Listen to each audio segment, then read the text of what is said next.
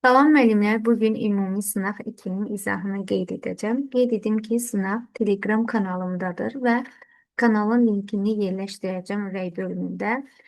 Sınaq sertifikasiya və müqə dəstək məqsədi ilə paylaşmışam. Eyni ilə Telegram kanalında sertifikasiya imtahanına qədər hər gün yeni test nümunələri paylaşılır. Daxil olub həm sınağı, həm də həmin test nümunələrini işləyə bilərsiniz. Başlayaq birinci sualımızdan.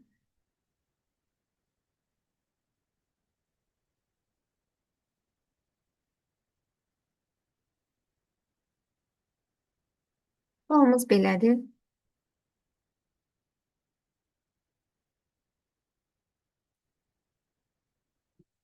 Bir dəqiqə.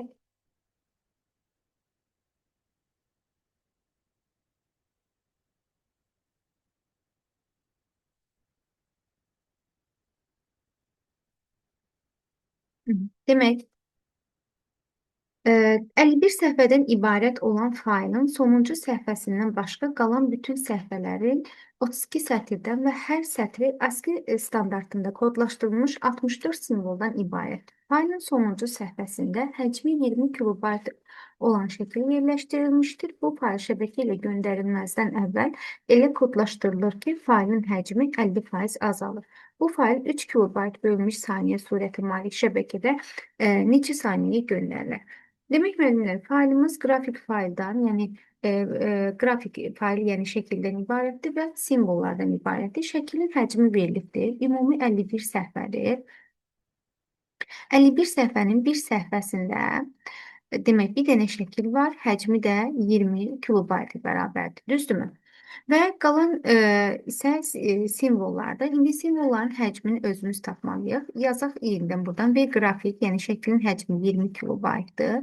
Və simvolların həcmini tapanda düsturumuza əsasən bir səhvəsində əgər şəkil varsa, 50 səhvəsində də simvollardır. 50 səhvə vurulsun. Demək 32 sətr, onda 2-nin qüvvəti şəklində yazsaq. Sonra 64 simvol, 2 üstündə 6 və ASCII dediyinə görə 1 bayta vurmuş olacaq. Buradan qeyd edək. Və bunu keçəcəm kilobayta. Nəyə görə? Hər zaman hansı ölçü vahidini keçməyə bu tip məsələlərdə baxdıqda surətdə burada yazılıb kilobayt, demək kilobayta keçməliyik. Onun üçün də 2 üstü 10-a bölürəm. Əgər bitlə ifadə etsəydik 2 üstü 13-ə bölərdim. Amma baytla ifadə etdiyimizə görə 2 üstü 10-a bölürəm. Bunlar burada gedəndə qalır 2, 50-ni də 2-yə vuranda olur 100 kilobayt. Demək faylımız və ümumi yazsaq, qrafik fayldan ibarət idi. Bir dənə səhvəsində 20 kilobayt və simvolların həcmi, bu da 100 kilobayt. Cəmiyyəndə 120 kilobayta bərabər oldu. Yəni, ümumi faylın həcmi 120 kilobaytdır. Ancaq bu fayl ötürülən zaman 50% azalır. Yəni, 50% azalma nə deməkdir? Ya bunu tənasüblə yazarsınız, ya da ki, həmin bu ümumi həcmin 50%-ni taparıq. 120-nin 50%-ni ədədi faiz göstərən ədədə vurub 100%-ə bölmək lazımdır və yaxud da ki, tənasüblə fərq etməz. Bu da olacaq, demək, 60 kilobayt. Düzdürmü? Demək, ötürülmə zamanı yarıya gedir. 50% onsuz da bilirik ki, yarısı deməkdir. Düzdürmü? İndi bizdən zamanı soruşurdu. T bərabərdir. H bölünsün V düsturuna əsasən H burada, yəni bu V-ni bildirir. Sadəcə H-la yəni işarələmişəm ki, bu kiçik V-nin böyük V qarışmasın. Demək, bunu yazacaq 60 kilobayt, çünki ötürülən zaman 50% azaldı. Tapdıq, o da 60 kilobayt elədir. V də nəyə bərabər idi? 3-ə böləndə nəyə bərabər olacaq? 20 saniyə. Bu birinci sualımızın cavabı olacaq 20 saniyə. C variantı. Növbəti suala baxaq. Kompüter modelinin qurulması ardıcıllığını müəyyən edin. Bu ardıcıllıq, ümumiyyətcə bu kompüter modelinin, aid olan bu modelin qurulması və s. ardıcıllığı həm din nəzəriyyəsində, həm də ki, orta məktəb dərsliyimizdə var. Demək, birinci təsvir modelinin hazırlanmasıdır. Lap bilsək ki, bu unutsaq belə müəllimlər, birinci nəyinsə modelini hazırlamaq üçün onu təsvir edirik, düzdürmü? Demək, birinci 5 ilə gəlməlidir təsvir modelinin hazırlanması. Avtomatik B, D, Y variantları sıradan çıxmış olur. Qalır A ilə C. Sonra təsvir modelini hazırladıqdan sonra onun mütləq bir formal modeli hazırlanmalıdır. Təbii ki, kompüter modeli hazırlanandan sonra formal model hazırlanmaz. Məntiqlə də düşünsək, demək, birinci formal model hazırlanmalıdır. hazırlanmalıdır. Sonra kompüter modeli hazırlanmalıdır. Demək 5 gələcək. 5-dən sonra 1 gələcək. 1-dən sonra da 3 gələcək. Bu da görürük düzdür burada cavabı. Sadəcə nəyə görə qeyd edirəm? Ki ardıcıllıq hansı şəkildə olmalı? Demək, təsvir modelini hazırladıq, formal modeli hazırladıq, sonra kompüter modeli hazırlanır. Kompüter modeli hazır olduqdan sonra kompüter eksperimenti keçirilir, yəni tətbiq edilir və sonunda nəticələr təhlil edilir. Yəni adekvatlıq ödənilmi, ödənilmirmi və s. Demək, olacaq 5, 1, 3, 2, 4. Üçüncü sualımıza baxaq.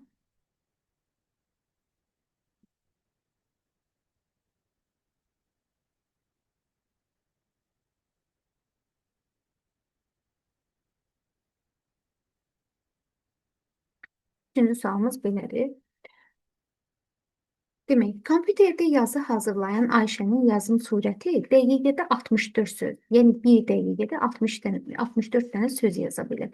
Hər söz orta hesabla 6 simvoldan ibarət olarsa, 1 saat dayanmadan yazan Ayşənin hazırladığı mətin Unicode standartına əsasən kodlaşdırılırsa, mətnin həcmi nə qədərdir? Boşluqları nəzərə almayın. Demək, Ayşən bir dəqiqədə nə qədər? 64 söz yazır, düzdürmü? Bu 64 sözün də hər biri orta hesablı 6 simvoldan ibarətdir. O zaman yaza bilərik ki, bir dəqiqədə 64 vurulsun 6, yəni 384 olmuş olacaq. 384 söz yazmış olacaq. Və 1 saat dayanmadan yazırsa, 1 saatımızda qeyd edirik 60 dəqiqədir, düzdürmü? 1 saat dayanmadan yazırsa, həmin mətnin həcmini taparkən, o zaman yazırıq V bərabərdir. 1 dəqiqə üçün 64 vurulsun 6-dırsa, demək 60 dəqiqə üçün 64 vurulsun, birbaşa yazsaq 384 və Unicode dediyinə görə 2 bayta vurmuş olacaq. Bunu da demək, kilobayta keçəndə bölərik 2 üstündə 10-a. Yazsaq bunu 60 vurulsun. Bunda demək 3 vurulsun 128 şəklində yaza bilərik. 2 üstündə 7 vurulsun 2 üstündə 2 bölünsün 2 üstündə 10. Bu edəcək 2 üstü 8, bu da 2 üstü 10. Demək burada qalacaq 2 üstündə 2, 4. Yəni 180-i də böləcəyik 4-ə. O da bərabər olacaq 45 kilobayta.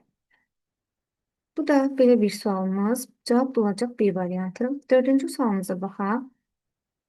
Dördüncü sualımız demək cədvəl informasiya modelinə aiddir.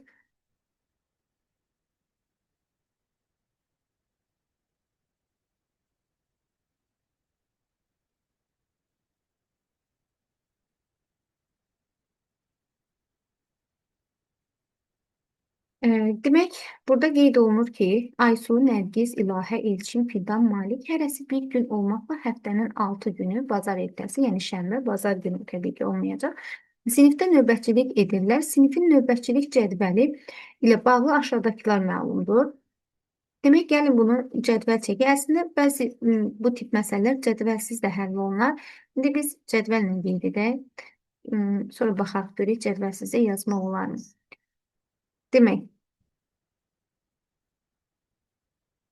cədvəl sadəcə biraz vaxt aparır deyə.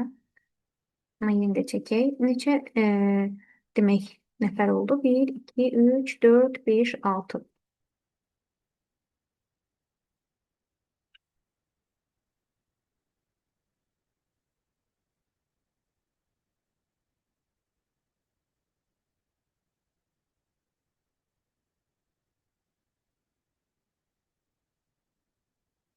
Demək 6 nəfər və günləri də 1, 2, 3, 4 yazarıq.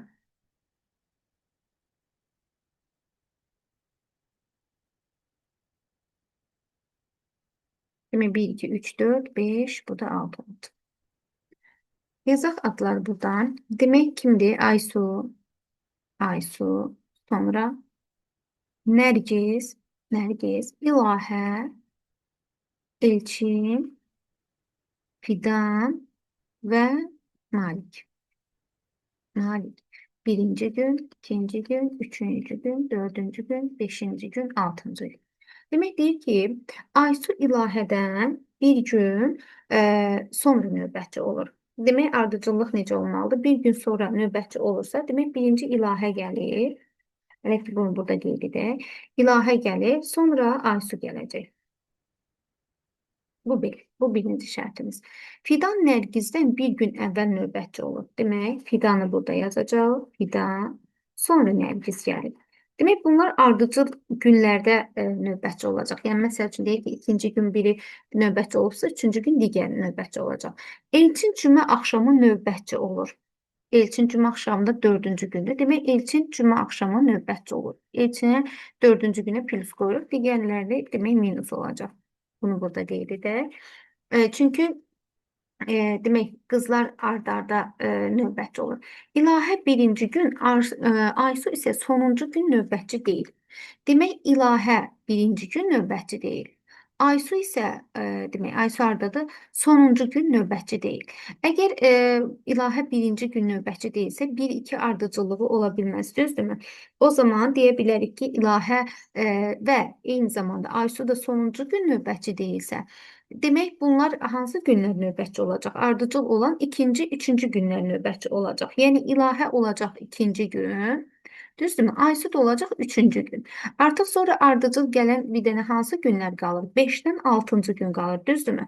O zaman deyə bilərik ki, burada da Fidan birinci gəlib, Nərgiz gəldiyinə görə Fidan 5-ci gün növbətçi olacaq, demək. Nərgiz də 6-cı gün növbətçi olacaq. Yəni, şənbə gün növbətçi olacaq. Cavab olacaq Y variantı. Çünki bizdən Nərgiz hansı gün növbətçi olacaq qeyd edir. Əslində, cədvəli çəkməsəylikdə olardı. Çəkdi E1. Demək, növbəti suala baxaq, 5-ci suala. Deyir, uyğunluğu müəyyən edin. Cavabı elə artıq burada görürük. Müəllimlər, raster, vektor qrafikası bir də üç ölçülü qrafikaya aid proqramlardır. Ümumiyyətcə, raster qrafikasının proqramlarında adətən foto sözü, image sözü, paint sözü olur. İndi baxsaq burada Google SketchUp bilirik ki, üç ölçülü qrafika üçündür. Burada 3-ə uyğun olacaq A. Foto, görürsünüz, foto sözünü görürük, paint sözünü görürsə, demək, B ilə Y aid olacaq rastra. Dediyim kimi, fotodur, paintdir, image'dir. Bunlar raster qrafikasının proqramlarının adları içərisində keçir. Demək, avtomatik bunu tez bu ipucularına, yəni foto ilə, paint ilə tapmaq olar ki, B-yi rastra aiddir. Vektor qrafikası isə burada olacaq CorelDRAW və Macromedia Freehand. Bu da uyğun olacaq C-dir. Demək, 1 B-yi, 2 C-dir, 3 də A olmuş olacaq. 6-cı sualımıza baxaq. Doğru fikirləri seçin. Hər hansı təpədən çıxan til həmin təpəyə qaydırsa, həmin tilə dövrə adlanır. Həmin til dövrə adlanmır. Həmin til ilgək adlanır. Ağacda ilgək olmur. Bəli, ağacda nə ilgək olur, nə də dövrə olur. 2 doğrudur. Demək, bizdən doğrular istəyir, bir səhvdə 2 doğru olur. Bütün xətləri qövs olan qraf, diqraf, bəli, yönləndirilmiş qraf və yaxud da ki, diqraf adlanır. Bu da doğrudur. Qapalı yola ilgək deyilir, qapalı yola dövrə deyilir. 4 yanlışdır. Qrafda təpələri birləşdirən xətlərin istiqaməti varsa, belə xətlər qövs adlanır. Bu da doğrudur. İstiqaməti yoxdursa isə biz ona nə deyirik? Til deyirik. Demək, 2, 3, 5 doğru olmuş olacaq. 7-ci sualımıza baxaq. Algoritmə aiddir. Demək, uyğunluğu müəyyən edin.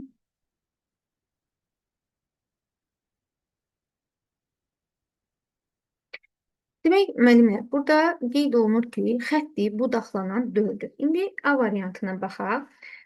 Bizdə nə dedik? İfadə bu şəkildədir. Birinci onu yazaq. Kök altında 667 çıxılsın x kvadratı. İndi baxaq görək bu xəttiyə budaqlanan yoxsa dövrəyə aiddir. Müəllimlər, kök altında ifadə olanda ümumiyyətcə kökdə nə mənfi ədəd çıxa bilər, nə də kökün altındakı ifadə mənfi ola bilər. Ona görə də biz 667 çıxılsın x kvadratı böyük bərabərdir 0 şərtini daxil edirik. Həqiqətən, məsəl üçün, deyək ki, biz x üçün belə deyək, böyük olması üçün 626 götürək. Məsəl üçün, x 26 qiymətini alsa, yoxlamaq üçün sadəcə deyirəm.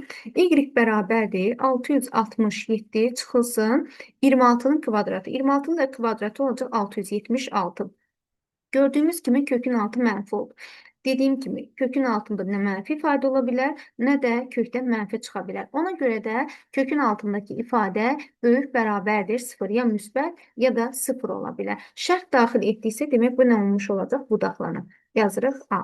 Sonra, Demek 2'ye uygun olur. A uygun olur 2'ye. Sonra indi B variantındaki ifadeye baxaq. Y bərabərdir 24 bölünsün x kvadratı üstə gəlsin 6. Burada da görürük ki, bir kəsirdir. Bilir ki, kəsirin məxrəci sıfıra bərabər ola bilməz.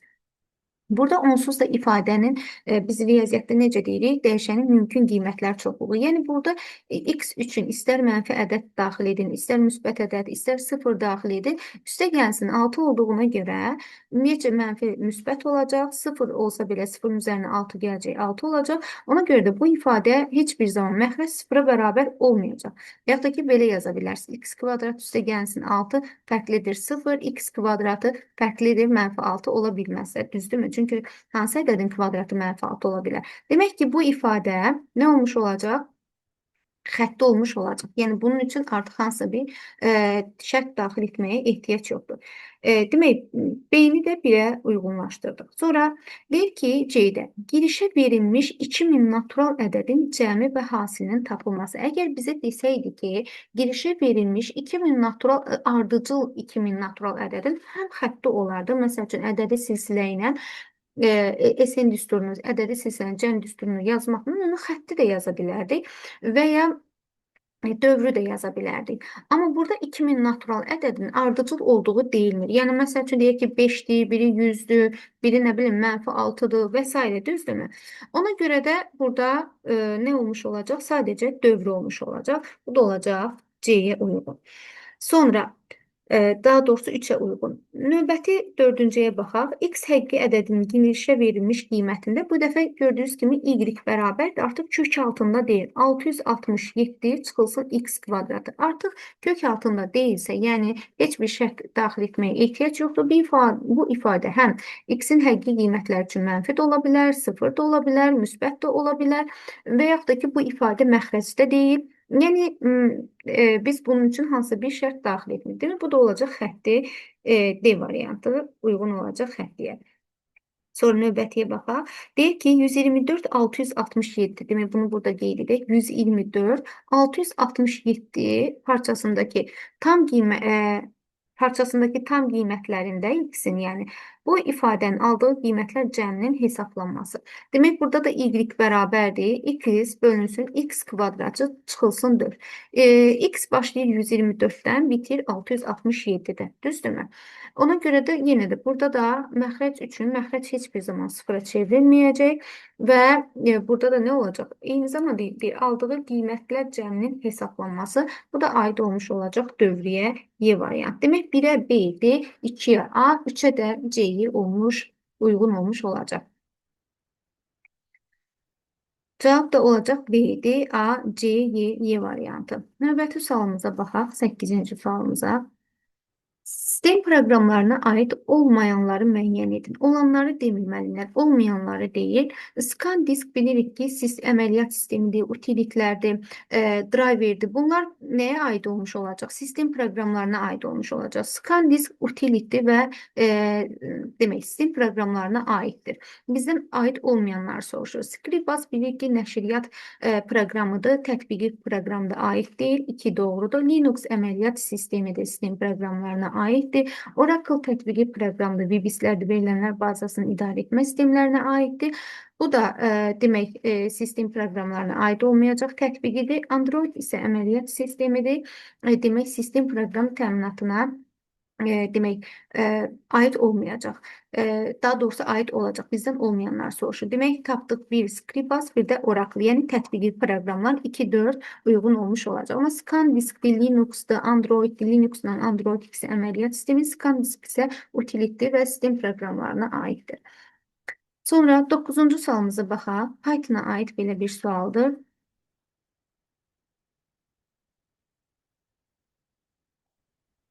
Müəllimlər, sertifikasiya imtahanında biz baxsaydıq, yəni Python sualları o qədər çətin deyildi, amma sırf diqqət tələb edirdi. Mən öz müdavimlərim üçün hər zaman deyirəm ki, Python suallarını həll etməmişdən qabaq mütləq ki, imtahana düşən sual tipləri də elə qeyd olunur ki, yəni uzun həlli görsənən, amma qısa həlləri olan məsələlərdir. Və ona uyğun olaraq belə bir məsələ mən yerləşdirdim sınaqda. Baxın, sınağa, yəni bu məsələni işləməmişdən əvvəl, baxaq birinci görək proqramı oxumağa çalışaq, görək sadə dildə desək, bizdə nə istəyir, yəni mahiyyəti nədir proqramın? Baxırıq ki, bir dənə siyahı verilibdir və enə mənimsədir A0-cı indeksli elementdir. Yəni siyahını buradan götürək, demək.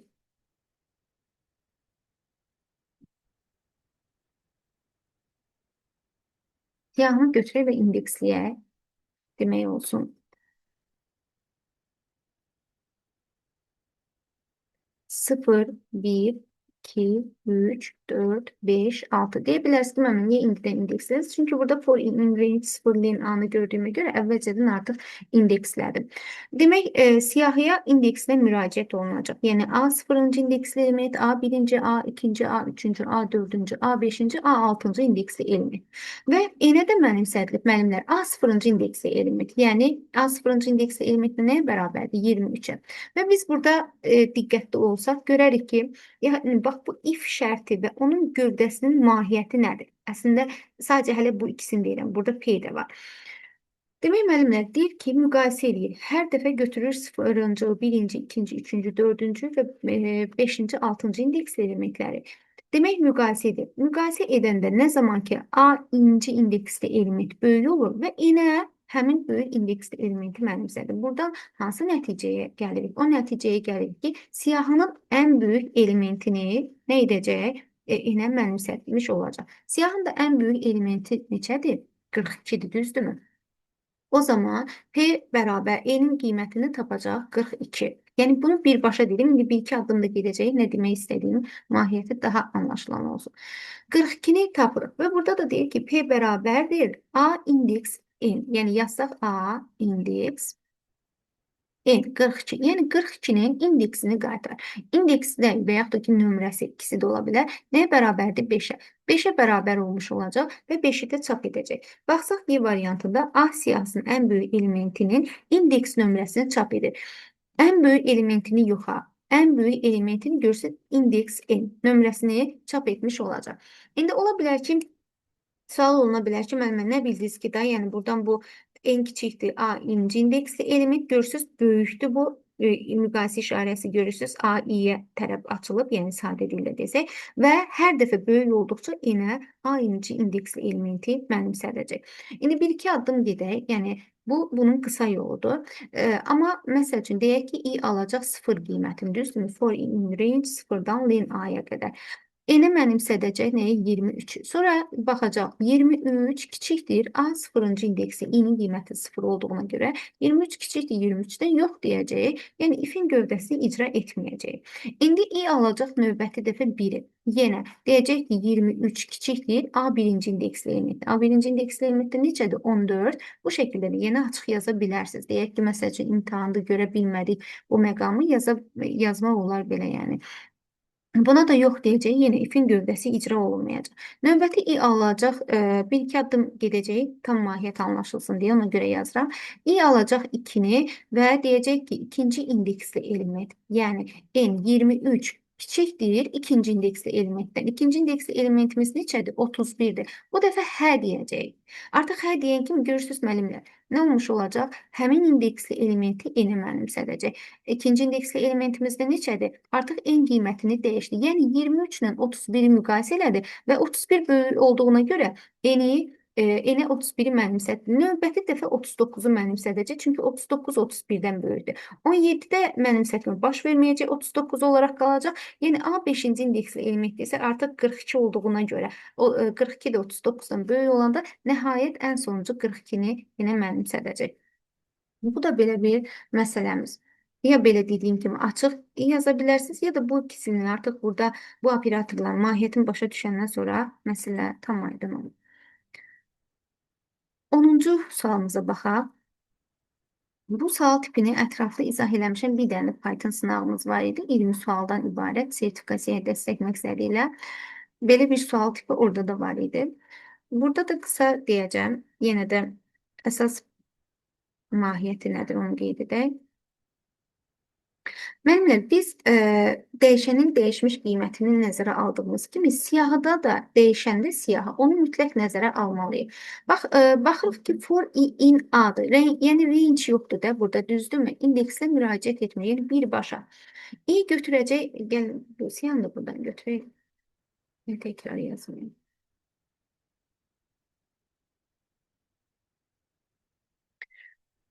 Birbaşa müraciət olduğuna görə müəllimlər i götürəcək 24-dən. Siyahıdan 24-ü siləcək və siyahıdan 24-ü siləcək. Remove bilirik də elementin özünü silir. Deyil, indeksə görə silir, remove elementə görə silir. Və növbəti dəfə siyahı olacaq 15, 5, 3, 6, 8, 9 bu şəkildə. Bu dəfə 15-i yox, 15-dən başlamayacaq. Nəyi siləcək? 5-i siləcək. 5-i siləndən sonra siyahıya yenidən 3-ü saxlayacaq, 6-nı siləcək. Yenidən 6-nı siləndən sonra 8-i saxlayacaq, 9-u siləcək. Demək siyahıda olacaq 15, demək 15, 3, 8. Bu şəkildə. Bir daha vurğulayıram. 24-ü siləcək, 15-i saxlayacaq. 5-i siləcək, 3-ü saxlayacaq. 6-nı demək siləcək, 8-i saxlayacaq və sonra 9-u siləcək. Bu şəkildə rahat bir yolla da bu məsələni yaza bilərsiniz. Sonra indi bu məsələyə baxaq. 10-cu məsələmiz. Excel'e aittir. Deməyə görə bizdə şərtdə nə deyil? Elektron cədvəldə A2 xanasında olan bu düsturu B3 xanasına köçürüldükdən sonra alınacaq düsturun neçə müxtəlif xanaya istinad etdiyini demək müəyyən edir. Demək müəllimlər, biz baxmalıyıq burada nəyə? Düsturu köçürməyə. Birinci yazaq düstur hardadır? A2 bərabərdir. Belə yazacağım. Sam. Yəni ki, bu demək ki, A2 yazılıbdır. Bu düstur D2. Bir də Y5. Düzdürmü? Üzərinə gəldik. Sütunun qarşısında sabitlik işarəsi var. Yəni dollar işarəsi var. 4 vurulsun 2. Və bunu deyib B3-ə köçürsək. B3-ə köçürsək. Müəllimlər, baxsaq düsturu köçürərkən baxırıq ki, sütun başlıqlarını xatırlayaq. A, B, C, D, Y, F bu şəkildə gedir, düzdürmü? Baxıram ki, A-dan B-yə gəlirəm. Yəni, hara gəlirik? Bir sütun sağa gəlirik. Bir sütun sağa gəlirsə, demək burada da bir sütun sağa gəlməliyik. Burada da, burada artıq sabitlik işarəsi olduğuna görə sütun dəyişməyəcək. Sonra baxırıq sətrə. 2-dən 3-ə gəlirsə, demək sətrdə bir vahid artıbdır. O zaman düsturu belə yaza bilərik. Sam D-dən, əgər A-dan B-yə bir sütun gəlibsə, D-dən də Y-yə bir sütun gələcək sağa. Düzdürmü? Yəni bu D olacaq Y. İndi 2-dir. Bu 2-dən 3-ə gəlibsə bir vahid artıbsa, bu da bir vahid artacaq, olacaq 3. Sonra növbəti. Y-dən əgər dediyimiz kimi A-dan B-yə gəlibsə, Y-dən də hara gələcək? F-ə gələcək, düzdürmü? O zaman yazırıq. F, bu da 5 idi, bu da bir vahid artır, olur 6. Üstə gəlsin. Burada sabitlik işarəsi olduğuna görə sütunun qarşısında Y dəyişməyəcək, amma sətir dəyişəcək. 4-dür, 4 də bir vahid artacaq, olacaq 5. Sabit də 2 də olduğu kimi qalır. İndi deyir ki, hansı xanalara, yəni düsturu neçə müxtəlif xanaya istinad etdiyini müəyyən edir. İndi Y3-dən F6-ya qədər nə olacaq? Gözümüzün qarşısına gətirsək cədvəli, Y3-dən başlayır, F6-da bitir. Yəni olur Y3, sonra Y4, sonra demək Y5, sonra Y6, sonra F3, F4, F5 və F6. Bu şəkildə olmuş olacaq. Və burada baxsaq, görürsünüz Y5 xanası da burada var, amma burada da var. Eyni xananı ifadə edir, yəni heç bir fərqi yoxdur. Ona görə də saysaq 1, 2, 3, 4, 5, 6, 7, 8. Demək, 8 xanaya istinad edəcək. Ola bilər, sual verirlər ki, mən bu aralıqda tapdığımız 8, axı Y5 var. Y5 özü burada təkrarlandı. Ona görə də bir dəfə götürürük. Olur 8. Sonra növbəti sualımıza baxaq. 12-ci sualımıza. Bu da Python'a ait sualımızdır. While dövrə aid.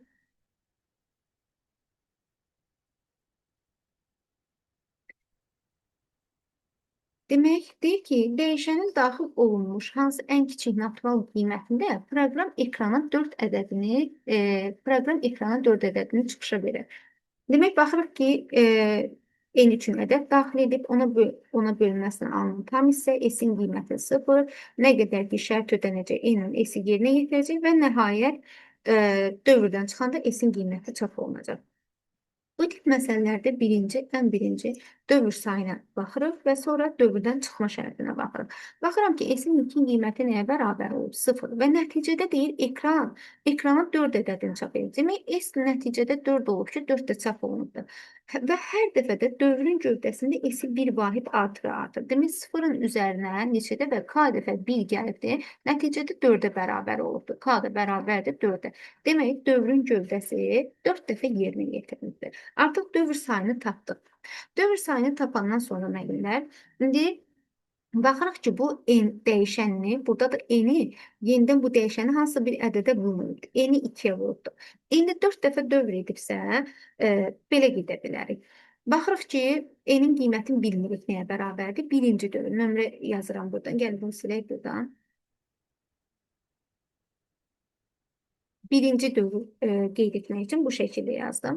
N-in qiyməti n kiçikdir 70-dən. Deyəcəm ki, hə. O zaman n bərabərdir. N-in nə olduğunu bilmirəm. N-i vururam 2-yə. Düzdürmü? Bu da nəyə bərabər olur? 2n-ə və s-i bir vahid artırıram. 0-ın üzərinə 1 gəlirəm, olur 1. Bunu artıq dövr sayı məlum olduğuna görə 4 dəfə icra edəcəm. İkinci dəfə n-in artıq yeni qiyməti nəyə bərabərdir? Dəyişənin dəyişmiş qiymətini mütləq nəzərə almalıyıq. 2n bərabər. Deyirəm ki, 2n kiçikdir 70-dən. Hə deyirəm. O zaman n bərabərdir 2n-i yenidən 2-yə vururam. Bu da olur 4n. Düzdürmü? Və s-i bir vahid artıram. 1-dir. 1-in üzərinə 1 gəlirik. Olur 2. Növbəti üçüncü dövrdə yenidən dəyişənin dəyişmiş qiymətini mütləq nəzərə alırıq. 4n kiçikdir 70-dən. Yenə hə deyirik, çünki 4 dəfə dövr etməlidir.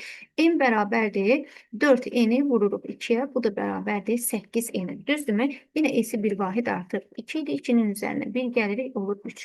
Növbəti dəfə 4-cü dövrdə artıq yenə də 4-cü dövrü icra edirik. 8n kiçikdir 70-dən. Yenə hə deyirik, çünki 4 dəfə dövr etməliyik. N bərabərdir 8n vururuq 2-yə. O da bərabərdir 16n-ə və s-i də bir vahid artırıq. 3-dür, 3-ün üzərinə 1 gəlirik, olur 4. Artıq 4 qiyməti çap olunacaq, 5-ci dövrə daxil olmayacaq.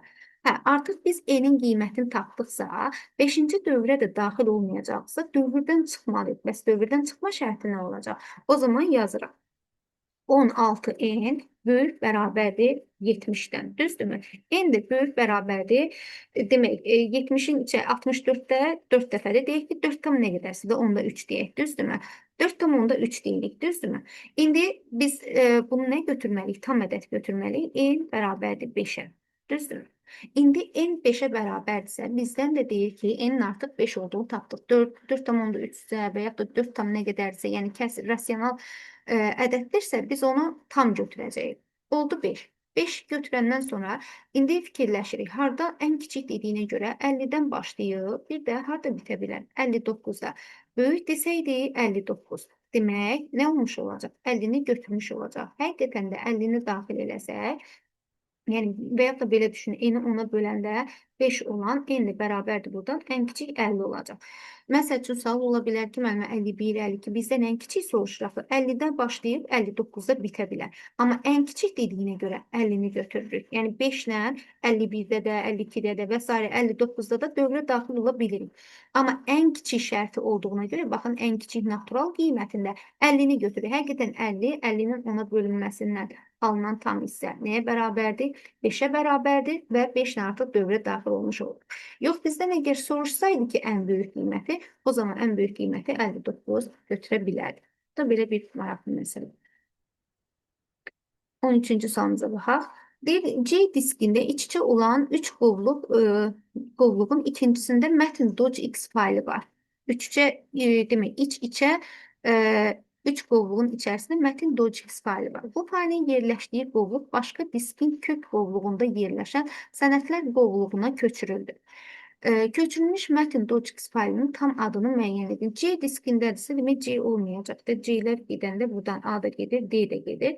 Və deyir ki, digər 3 dənə, yəni burada bu faylın yerləşdiyi qovluq başqa diskin kök qovluğunda yerləşən sənədlər qovluğunda yerləşdi. Demək, ondan nə gəlməlidir? Başqa disk deyiriksə, buradan C-lər gedəndən sonra D, sonra D-dən sonra nə gələcək? Kök qovluğunda sənədlər yerləşir, sonra new folder, sonra da mətn docx və variantı doğru olmuş olacaq. 14-cü sualımıza baxaq. Veb səhifəyə qrafik faylın yerləşdirilməsi üçün istifadə edilən HTML kodunun düzgün yazılışını müəyyən edin. Düzgün yazılışı B variantında görürük müəllimlər. Gəlin analiz edək görək, bəs digərləri niyə düzgün deyil? Baxın, burada bilirik ki, qrafik faylı əlavə edərkən image seyircidən istifadə edirik. Burada A seyirci yazılıbdır.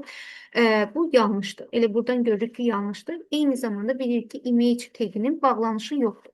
Sonra burada image seyircini düzgün yazır. Info png alt in burada yazı yenidən baxın bağlayıbdır. Amma deyirik ki, image bağlanışı yoxdur. Demək burada da ona görə səhvdir. Burada ahirət linkdə image seyirci olmalıdır. Burada da gördüyünüz kimi həm burada bağlayıbdır, həm də bundan qabaq bir dənə slash işarəsi var. Demək Y variantı da səhvdir. Doğru cavabımıza baxsaq, image seyirci gördüyünüz kimi info altda mənimsədilən qiymət də doğrudur və gördüyünüz kimi bağlanış tagi yoxdur. B variantı doğru olmuş olacaq. 15-ci sualımıza baxaq. Demək, bir dəqiqə. Say sistemlərinə aid olan belə bir sualımızdır. Bu sualı müxtəlif yollarla yazmaq olar müəllimlər. İndi mən belə yazacağım. Baxıram ki, bu 255-in kvadratı üstə gəlsin 65-in kvadratı və 2 üstündə 3-dür. Yaxşı olar ki, biz belə tipləri 2-nin qüvvətinə gətirək. Ümumiyyətcə 16-lıq say sistemli, 8-lik say sistemli bunlarla işləyərkən 2-nin qüvvətində olan ədədlərlə işləmək daha rahatdır. Çünki biz, məsəl üçün, bunun kvadratlarını tapsaq, yenidən 16-lığa keçir, çox böyük ədədlər olar və vaxt aparar. Onun üçün də bu 255-i belə yazacağım. 256 çıxılsın 1-in kvadratı. 255 bərabərdir bu şəkildə. Yazmaq olar mı? Olar. 256-dan 1 çıxanda 255 kvadratı 255-in kvadratı olacaq. Sonra 65-i necə yaza bilərik? 65-i də yazarıq ki, 64 çıxılsın 1-in kvadratı. Düzdürmü? Belə yazandan sonra indi davam edək məsələmizə. Buradan bərabərlik işarəsini yazacağım. Demək, 256-dan 256 çıxılsın 1-in kvadratı üstə gəlinsin. Demək, 64 çıxılsın 1-in kvadratı. Hələ ki, belə yazıram, 2 üstündə 3. İndi müxtəsər vurma düsturumuz var idi. Bunu da 2-nin qüvvəti şəklində yazaq. Hamısını mərhələ-mərhələ yazacağım. 2 üstündə 8 çıxılsın 1-in kvadratı. Üstə gəlinsin 2 üstündə 6 çıxılsın 1-in kvadratı. Üstə gəlinsin 2 üstündə 3. İndi biz bunu qüvvətə yüksəlsək, müxtəsər vurma düsturuna əsasən necə yazırıq? A plus minus B kvadratı. Nə yazırıq? A kvadratı plus minus B-ni demək 2AB üstə gəlsin B-nin kvadratı. Düzdürmü? Bu şəkildə qeyd edir. Yəni minusdan da ola bilər, plusdan da ola bilər. İndi buradan qeyd etsək, demək birincinin kvadratı 2 üstündə 16 olmuş olacaq. Düzdürmü? Birincinin ikinciyə vurma hasilinin 2 misli. 2 üstündə 9. Üstə gəlsin 1. Üstə gəlsin. 2 üstündə 12. Birincinin ikinciyə vurma hasilinin 2 misli. Demək, nə olmuş olacaq? Burada da çıxılsın, necə deyək? Bunu yazdıq. 2 üstündə 6 doğru gedir. 2 üstündə 16 birincinin ikinciyə vurma hasili 2 misli. 2 üstündə 9 demək. Üstə gəlsin 1. Hə, doğrudur. Bundan sonra növbətiyə keçirik. 2 üstündə 12 demək. Çıxılsın birincinin ikinciyə vurma hasilini 2 misli, 2 üstündə 7, sonra üstə gəlinsin 1. Düzdürmü? Sonra üstə gəlsin 2 üstündə 3 qeyd etmiş olacaq. İndi bundan sonra davam etsək, demək, bu şəkildə yaza bilərik. Gəlin müsbətləri önə keçirək, sonra mənfiləri qeyd edərik. Demək, 2 üstündə 16-dır burada. Üstə gəlinsin 2 üstündə 12. Bir dəqiqə, mən diqqətli baxın, görün burada hansısa bir xətaya yol verməmişik. Burada bir xətaya yol vermiş mənlər. 64 çıxılsın 1 yazmışam. 64 üstə gəlinsin 1. Bir dənə burada demək, plusu minus yazmışam. İndi o zaman bu da plus olacaq, düzdürmü? İndi davamını gətirə bilərik. 2 üstündə 16, 2 üstündə 12, sonra 2 üstündə 7 üzərinə gəlsin, müsbətləri önə keçirəm. Sonra 2 üstündə, sonra 3, sonra nə yazacaq? Demək, birlərdir topladıqda oldu 2, burada bir dənə 1 var idi, burada da bir dənə 1 var idi. Və növbəti ən sonda da 2 üstündə 9-u yazıram. Müəllimlər, belə yazdıqdan sonra var olan qüvvətlərə 1 yazacağım, olmayan qüvvətlərə də 0 yazacağım. Yəni demək 2 üstündə 16 var, 1 yazıram. Demək 2 üstündə 15 yoxdur, 2 üstündə 14 yoxdur, 2 üstündə 13 yoxdur, 2 üstündə 1, 12 var, 1 yazıram. Sonra yenə 2 üstündə 11 yoxdur, sonra 2 üstündə 10 yoxdur, sonra 9 yoxdur, 8 yoxdur, 2 üstündə demək 7 var, 1 yazmış olacaq. Düzdürmü? Demək 1, 0, 0, 1, 4 dənə sıfırımız olacaq, sonra bir dənə birimiz olacaq. 2 üstü 7-dən sonra 2 üstündə 6 yoxdur, 5 yoxdur, 4 yoxdur, 2 üstündə 3 var, bir dənə 1 yazacaq. Bunda 1-in qüvvəti 2 üstü 1 kimi yazmaq olar, düzdürmü? Bundan sonra yenə 2 üstündə 3, 2 üstündə 2 yoxdur, 2 üstündə 1 var, 2 üstündə 0 yoxdur. Bu şəkildə qeyd etmiş oldu. İndi bundan çıxırıq 2 üstündə 9. 2 üstündə 9 nə demək? Bir dənə 1, bir dənə 1, 9 dənə 0. 1, 2, 3, 4, 5, 6, 7, 8, 9. Düzdürmü? 9 dənə 0 yazdı. Bir dənə də demək 0, baxaq 1, 2, 3, 4, 5, 6, 7, 8, 9. Demək bir dənə də 1-i yazmış olacaq. İndi demək bunların biraz ardıcıllığını doğru yazmadım. Daha doğrusu tam səliqəli olsun. Alt olsun. Tam səliqəli olsun ki hata olmasın. Demək burada 0. Burada da bir dənə 0. Burada da bir dənə 0'ımız olacaq. Neçə dənə oldu? 1, 2, 3, 4, 5, 6, 7, 8, 9. Bu şəkildə yazmış olacaq. İndi müəllimlər, bundan sonra 9 dənə yazandan sonra bir dənə də 1-imizi yazdıq. Bunları heç nə çıxacaq. 0-dan 0 çıxdı 0, 1-dən 0 çıxdı 1, 0-dan 0 çıxdı 0, 1-dən 0 çıxdı 1. Burada 0-dan 0 çıxırıq, 0-dan 0 çıxırıq, 0-dan 0 çıxırıq. Sonra 1-dən 0 çıxdıq 1, 0-dan 0 çıxdıq. İndi 0-dan 1-i çıxa bilmirik. Bir dənə 2-liyi ayırıq. 2-dən 1 çıxırıq oldu 1. Burada 2 dənə 0 oldu 1, 1. Bu 0 oldu. Sonra 3 dənə də 0 öndə, bir dənə də 1. Bu şəkildə yazmış olduk. İndi bizə nə deyirdi şərtdə? Deyir ki, 16-lıq say sistemində çevrilməsində alınan nəticəni müəyyən edin. 16-lığa da çevriləndə nə edirik? 4, 4 bölürük. 1, 2, 3, 4. 1, 2, 3, 4 böldük. Sonra 1, 2, 3, 4 bunu da böldük. 1, 2, 3, 4 bunu da böldük. Burada da bir dənə 1 öldü. Demək 1 olacaq. Bu neyi bildirir? 0'ı bildirir. Sonra bu Y bildirir. Y simvolunu. Bu burada 1, 2, 4, 8 qaydasından da yaza bilərsiniz. 8'i bildirir. Bu da 1, 2, 4, 8 qaydasından A'nı bildirir. Demək oldu 1, 0, Y, 8, A. Bu da olacaq demək Y variantı. Daha doğrusu A variantı. Və ya bu başqa yolla da yaza bilərdiniz. Amma 2'nin qüvvətləri daha əlverişlidir. Növbəti bu sualımıza baxaq.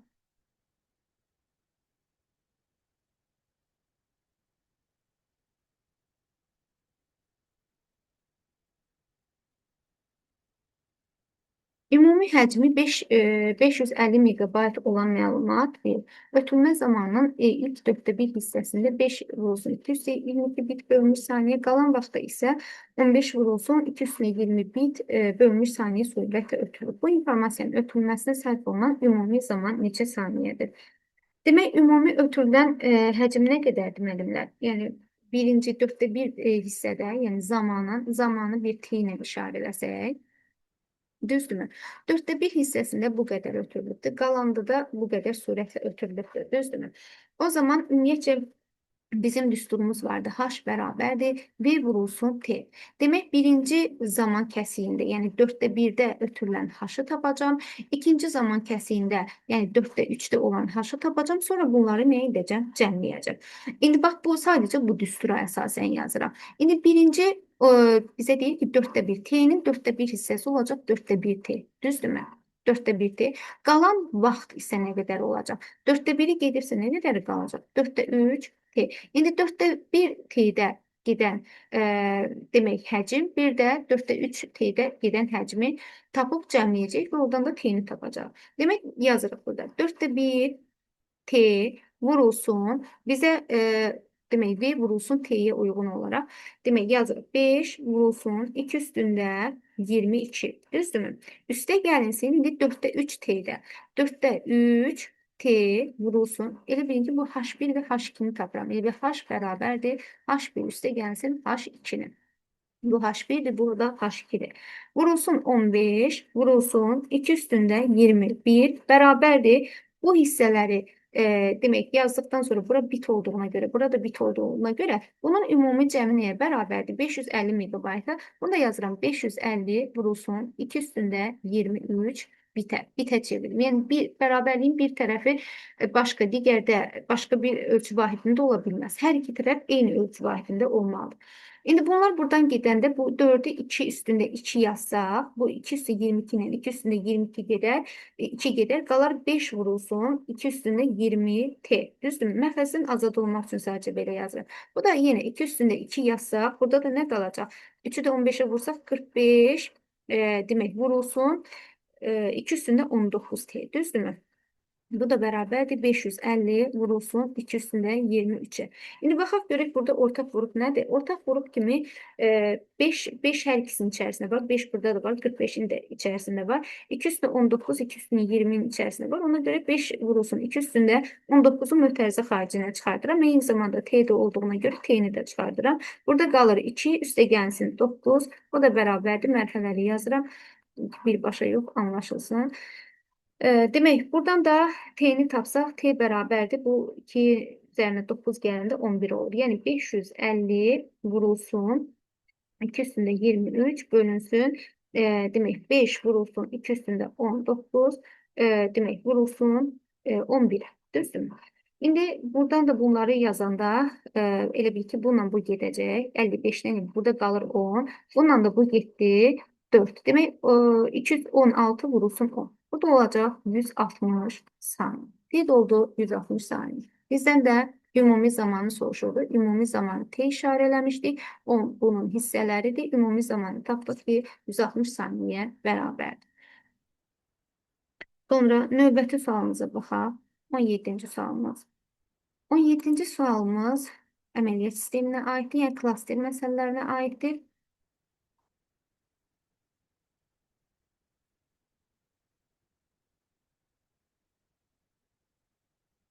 Burada da 15 ədəd 1 kilobayt həcmə malik mətn faylı və 10 ədəd 7 kilobayt həcmə malik səs faylı birlikdə kompüterin yaddaşında neçə kilobayt yer tutur? Və klasterin ölçüsü, yəni klasterin ölçüsünə qeyd edək, nəyə bərabərdir? Bir klasterin ölçüsü 6 kilobaytdır. Ümumiyyətlə, bu tip məsələlərdə hər bir fayla ayrı-ayrılıqda yanaşacaq. Birinci biri üçün tapaq, sonra 15 üçün nəzərdə tutaq, yəni hesablayaq. Burada da yine 1 üçün taparıq, sonra ona vurarıq. İndi 1 kilobayt üçün ümumiyyətcə biz bilirik ki, faylın həcmini klasterin həcminə bölürük. 1 kilobayt üçün onsuz da bölməyə ehtiyac yoxdur. Bilirik ki, 6 kilobaytlıq bir klasterə vizual olaraq çəksək, deyək ki, bu 6 kilobaytlıq bir klasterə 1 kilobaytlıq demək fayl yerləşəcək, düzdürmü? Əgər 1 kilobaytlıq fayl yerləşirsə, o zaman belə deyək, size olacaq. Yəni bunun ölçüsü 1 kilobaytdır faylın. Amma diskdə yerləşəndə nəyə bərabər olacaq? 10 disk size-ni yazsaq, bərabər olacaq demək 6 kilobayta. Düzdürmü? 6 kilobayta bərabər olur. Demək bir dənə belə fayl 6 kilobayt diskdə yer tutacaq. Bəs 15 dənəsi neçə olacaq? Demək 15'i vuracaq 6'ya. Bu da nəyə bərabərdir? 90 kilobayt. Bir dənəsi üçün tapdıq, sonra 15'e vurur. İndi növbəti digəri üçün 7'dir. 7'ni 6'ya böləndə yenə bir tam deyək ki, nə olursa olsun artıq kəsir laf deyək 1,2 davamı gedəcək. Düzdürmü? İndi artıq biri aşırsa demək 2 klaster lazım olacaq. 2 klaster neçə kilobaytdan? 6 kilobaytdan olacaq 12 kilobayt. İndi bu nə deməkdir? Yəni size-ı, öz ölçüsü neçə idi? 7 kilobayt idi. Diskdə ölçüsü demək 10 disk size-ı nə olmuş olacaq? Bunu yazıram ki, tam aydın olsun. 12 kilobayt. Düzdürmü? İndi bir dənəsi üçün 12 kilobaytdırsa, bəs 10 dənəsi üçün nə qədər olacaq? 12'ni vurarıq 10'a. Bu da bərabər olacaq 120'ye. İndi bizdən nəyi soruşurdu? Deyib, birlikdə kompüterin yaddaşına nə qədər yer tutar? Demək, 90 burada tapdıq, 120 də burada tapdıq. O zaman yazırıq 120 kilobayt. Üzərinə gəlir 90 kilobaytı. O da bərabərdir 210 kilobayt. Cavab da olur Y variantı. Sonra 18-ci sualımıza baxaq.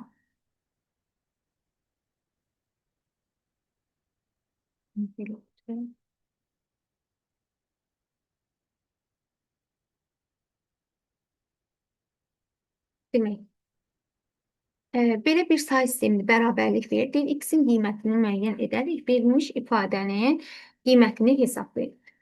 Müəllimlər, əslində x-in qiymətini, yəni məsəl üçün x-in verilən variantlara uyğun qiymətini yazaraq, ümumiyyətcə 9 varsa, ondan 10 və ondan yuxarı olan say sistemlərində olacaq. İndi biz bunu gəlin tənliklə yazaq, o əsl üsulunu belə deyək yazaq.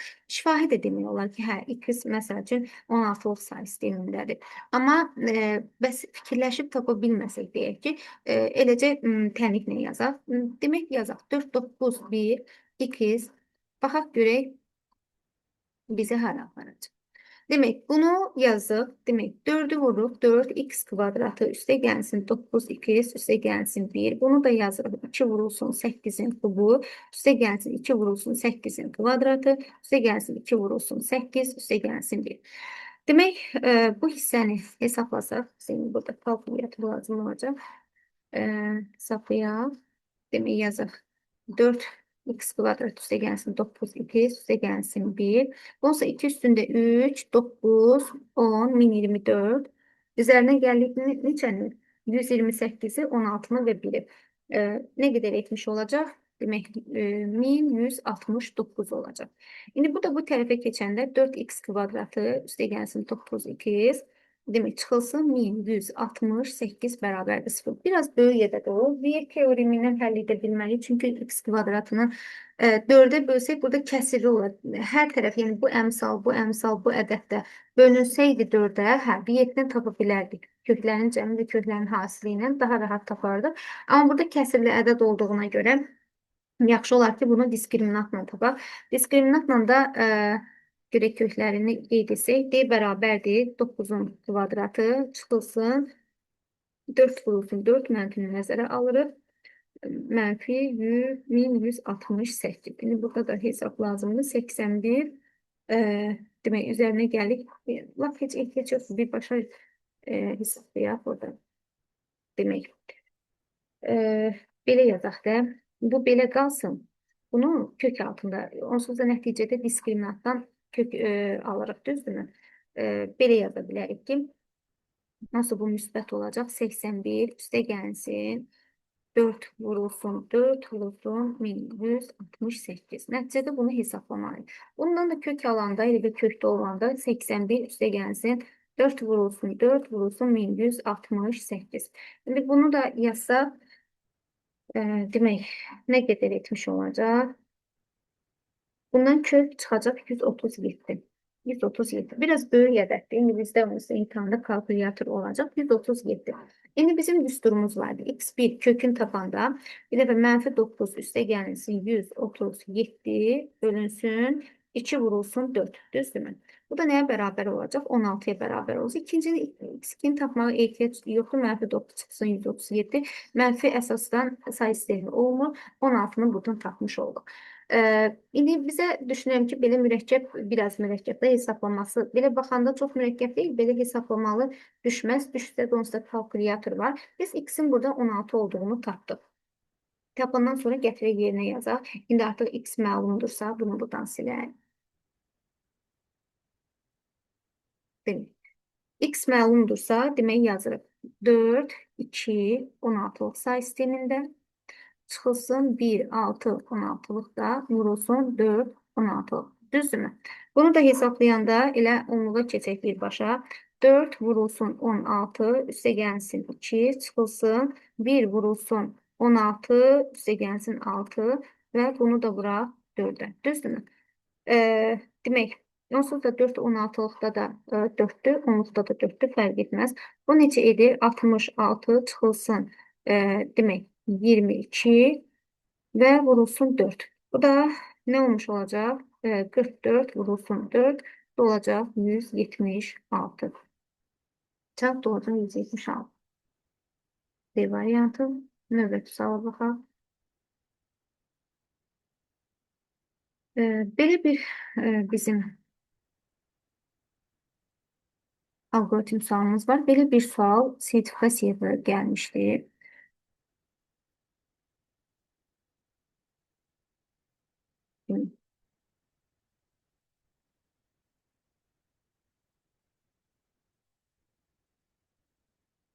Demək müəllimlər, bunu qısa necə yaza bilərik? Birinci, hər zaman sertifikasiya suallarında, sınaq suallarını izah edəndə orada da qeyd etmişəm. Birinci, hər zaman ifadəyə baxmaq lazımdır. İfadə baxırıq ki, x üstündə bunun laf bir yazsa, x üstündə 1-dir, x üstündə 2-dir, x üstündə 3-dür, üstə gəlsin, nəhayət x üstündə n. Yəni, birdən gəlir ta n-ə qədər. Düzdürmü? Və baxıram ki, bu qüvvətlər hər dəfə bir vahid artdı. 1 idi, sonra oldu 2, sonra oldu 3. Demək bu nəyi ifadə edəcək? İndi burada şəkil tam yaxşı düşməyib. I bərabərdir. Burada i üstə gəlsin 1 var. Demək bu qüvvətlər bir vahid artan nədir? İdir. Düzdürmü? Hər dəfə i bərabərdir 1, sonra 1-in üzərinə 1 gəlir, 2, 2-nin üzərinə 1 gəlir, 3. Bu qüvvətləri ifadə edəcək. Sadə dildə desək, hara qədər? Eni alır, eni alır. O zaman biz yaza bilərik də bu şərt blokuna ki, i kiçik bərabərdir n. Yəni i kiçik bərabərdir n. Yəni eni alacaq. Deyək ki, məsəl üçün eni 5 dedik, 6 dedik, düzdürmü? Sonra indi biz baxırıq ki, bu nəyi tapır? Hər dəfə bax x dəyişmir. Əsas dəyişmir, qüvvət dəyişir. Qüvvət 1-dir, sonra olur 2, sonra olur 3, nəhayət olur n. Amma əsas dəyişmir. X-dir, X-dir, X-dir. Görürsünüz, X üstündə 1, X üstündə 2. Davam etsəydim, məsəl üçün deyərdim X üstündə 4. Davam etsəydim X üstündə 5. Əsas dəyişmir ki. O zaman burada da hasili özündə saxlayan ifadə hansıdır? P bərabərdir 1-ə. P-ni vurarıq. Nəyə? 1 vurulsun. Demək, 1-lə başlayıbsa 0-la götürə bilməkdir. Cəmi burada bu ifadə. Cəmi özündə saxlayan demək, ifadə nədir? H vurulsun P-dir. Amma indi biz bu x-ləri tapanda x-lər nəyə bərabər olacaq? P bərabərdir. P-nin qiyməti demək 1. P vurulsun nəyə? X-ə. Yəni bir dəfə 1 vurulsun x olacaq. P-nin qiyməti, gəlin bunu belə yazaq da doğru olar. X olacaq. Sonra P-nin artıq qiyməti dəyişdi. P bərabərdir. X növbəti dəfə vurulsun x olacaq. X üstündə 2. Sonra növbəti dəfə P bərabərdir. X2 vurulsun x. X üstündə 3. Gördüyünüz kimi x üstündə 1, x üstündə 2, x üstündə 3 şəklində ifadəmiz alınmış olacaq. Yəni, bu tip məsələlərdə öncə baxırsınız əsasa, dəyişənə, sonra qüvvətlərə baxırsınız. İndi, ola bilər ki, gələn dəfə başqa bir ifadə olar, məxrəc ola bilər və s.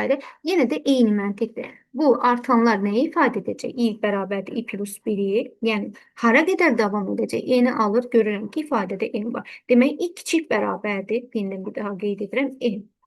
Bəs bu x-lər dəyişirmi? Yox. Demək, o zaman da P bərabərdir. Hasil olduğuna görə hasili 0 götürə bilməliyik. O zaman bütün hasil 0, vurğu, yəni 0 götürə bilməliyik. Bütün hasil 0-a çevrilir. Demək, P bərabərdir nəyə vurmalıyıq? X gedir, düzdür? Demək, x-ə vurmaq. Bu da belə. Cavab da olacaq belə. Sonra 20-ci sualımıza baxaq.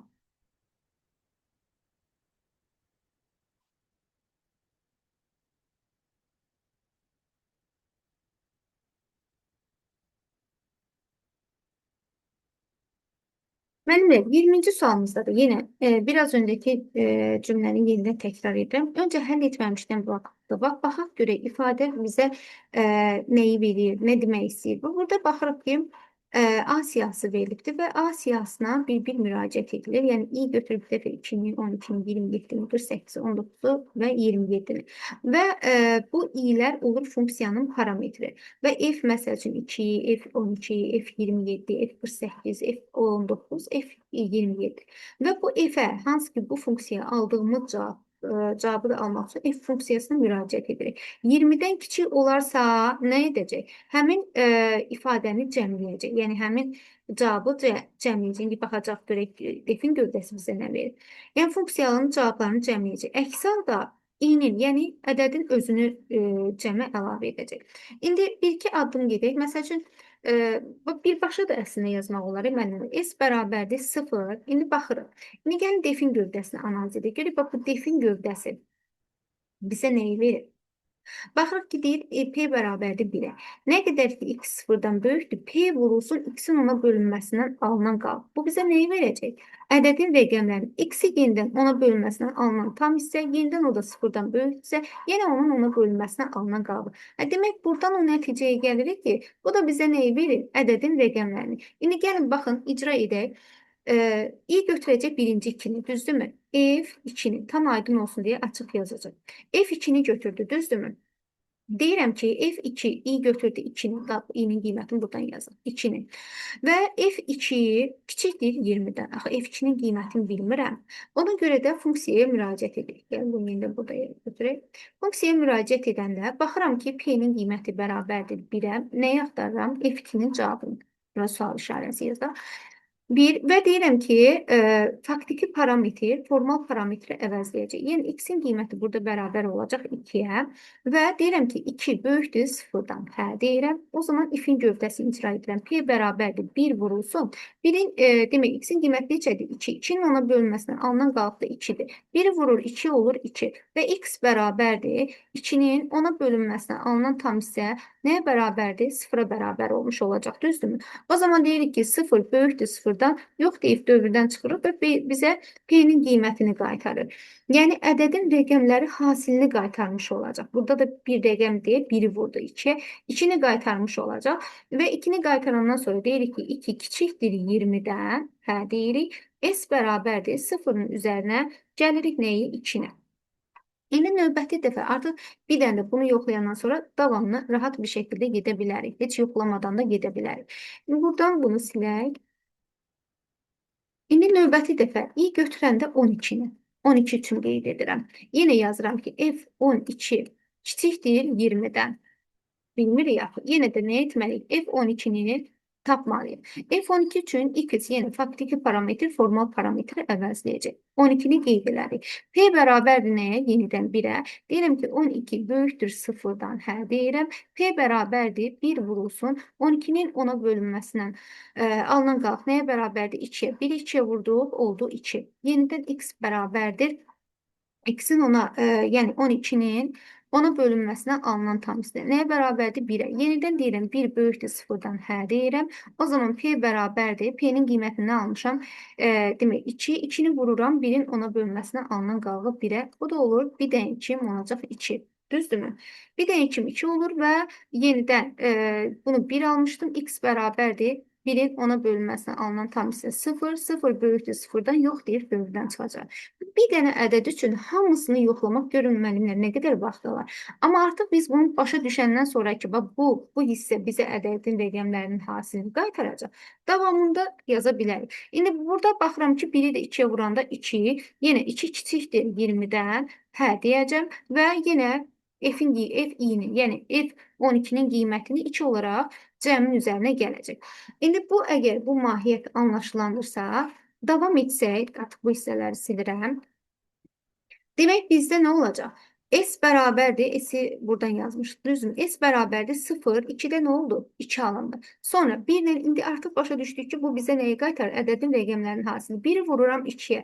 2 kiçikdir 20-dən, hə, üzərinə 2-ni gəlir. Sonra gəlirəm, götürürəm neçəni? 27-ni. Yenə 27-nin rəqəmləri hasilə neçədir? 2 vurulsun 7. Kiçikdir 20-dən, yenə hə deyirəm. Üzərinə nəyə gəlirəm? Demək, hasilini gəlirəm. Hasildə nəyə bərabərdir? 2-ni 7-yə vuranda 14-ə bərabərdir. Düzdürmü? Sonra növbəti dəfə götürürəm nəyi? 48. Yenə 4 vurulsun 8. Nəyə bərabərdir? 32-yə. 32 kiçikdir 20-dən, yox deyəcəm. Artıq if-ə yox deyəndə elsə düşürük. Və nə idi? Həmin bu siyahından götürdüyü elementin özünü, yəni cəmə əlavə edir. 48-ə əlavə edir. Yəni şərt ödənməyəndə 20-dən, yəni rəqəmləri hasili 20-dən kiçik olmadıqda həmin elementin özünü cəmə əlavə edir. Növbəti dəfə götürür 19-u. 1-i vururam 9-a, kiçikdir 20-dən.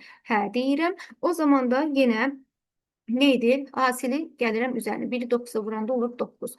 Və nəhayət yenidən götürürəm 27-ni. 2-ni vururam 7-yə, 14 kiçikdir 20-dən, hə, üzərinə 14-ü gəlmiş oluram. Yəni, bu məsələnin mahiyyəti nədən ibarət oldu? Ondan ibarət oldu ki, hansının ki, rəqəmləri hasili 20-dən kiçikdir, həmin rəqəmləri hasilini cəmə əlavə edir. Yox, 20-dən kiçik deyilsə, əks halda elementin özünü cəmləyir, yəni cəmə əlavə edir. Bunlar da cəmliyində nəyə bərabər olacaq? Demək ki, 18, 48 də gəlir 66, 9, 75, 74-ün də 75-in üzərinə 14, 89 olmuş olacaq. Cavab oldu 89. B variantı 21-ci sualımıza baxaq. İndi alqoritmə aid bir məsələdir. Qaydamız var idi burada. Dərslərdə də vurgulamışdım. Şərt ədəd oxu boyunca ödənmədikdə şərt sayı olduğu kimi qalacaq. Yox, ödəndikdə şərt sayından bir vahid çıxacaq. Demək, baxaq. Ədəd oxumuzu çəkirik burada. Demək, 0 var, 3 var, bir də 5 var. Baxırıq, 5-dən müsbət sonsuzluğa doğru, sonra 0, 3 aralığı, 0-3 aralığı, yəni 0-dan böyük, belə də yaza bilərik də, hə, doğrudur. Əslində elə doğrudur, heç bir xəta yoxdur. Bir də mənfi sonsuzluqdan 0-a qədər. Mənfi sonsuzluqdan 0-a qədər. İndi baxsaq, görürük ki, bu tam ədəd oxu boyunca ödənilir. Demək, şərt sayı ilə 3 olaraq qalacaq. Sonra 22-ci sualımız. Deyir ki, utilitə aid edilmir. Disk defragmental utilitdir, Kaspersky antiviruslar utilitdir, WinRAR arxivləşdirmə utilitdir, ScanDisk utilitdir, Oracle VBX'də verilənlər bazasını idarə etmə sistemlərinə aid olan proqramdır. Demək, utilitə aid edilmir. 23-cü sualımıza baxaq.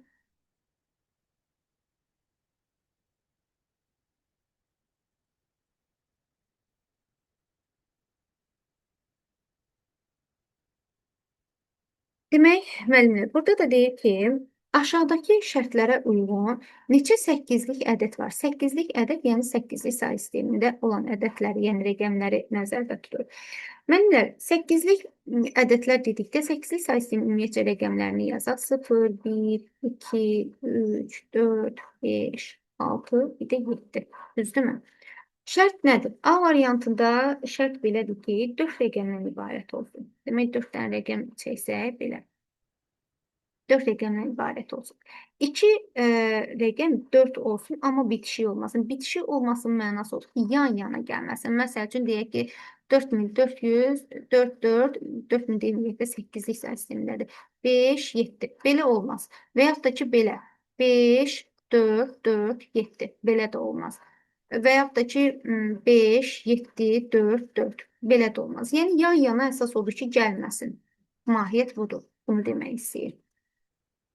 Sonra 2 rəqəm 4 olsun, amma bitişik olmasın. 4-dən başqa digər bütün rəqəmlər yalnız bir dəfə istifadə edilsin. Yəni, rəqəmlər təkrarlanmasın. 4 rəqəmləri arasında yalnız 5-dən kiçik olmayan rəqəmlər olmalıdır. 5-dən kiçik olmayan 5 özü 5-dən kiçik deyil. 5 olacaq, 6 olacaq. Demək, bir də 7. İndi burada 3 dənə vəziyyət var. Gəlin birinci vəziyyəti yazaq. Və birinci vəziyyət üçün deyək ki, birinci rəqəm yerində 4-dür. İkinci rəqəm yerində də 4. Bunu yazıram. Demək, seçim variantım neçə olacaq? 1 olacaq. Birinci rəqəm yerinə yalnız 4-ü yaza bilirəm. Bir də sonuncu rəqəm yerinə yalnız 4-ü yaza bilirəmsə, seçim variantım 4 olacaq. İndi deyirdi ki, burada da nə olsun? 4-dən 4 rəqəmləri arasında yalnız 5-dən kiçik olmayan rəqəmlər olmalıdır. Demək, ikinci rəqəm yerinə mən 5-i də yaza bilərəm, 6-nı da yaza bilərəm, 7-ni də yaza bilərəm. Çünki 4-lər arasında 5-dən kiçik olmayanlar olmalıdır. Daha 0, 1, 2, 3, 4 bunları istifadə edə bilmərik. Deyək ki, bundan birini seçdim, bura yazdım. 5, 6, 7-dən neçəsi qalacaq? Deyək ki, 5-i yazdımsa, burada qalacaq 6, 7. Burada seçim variantım 3-dür. Burada da seçim variantım qalacaq 2. Bunları da bir-birinə vurduqda nə bərabər olacaq? 1 vurulsun 3, vurulsun 2, vurulsun 1. 6 vəziyyət burada olacaq. Bu birinci vəziyyət. Hansı ki 4 birinci rəqəm və sonuncu rəqəm yerində gəldi.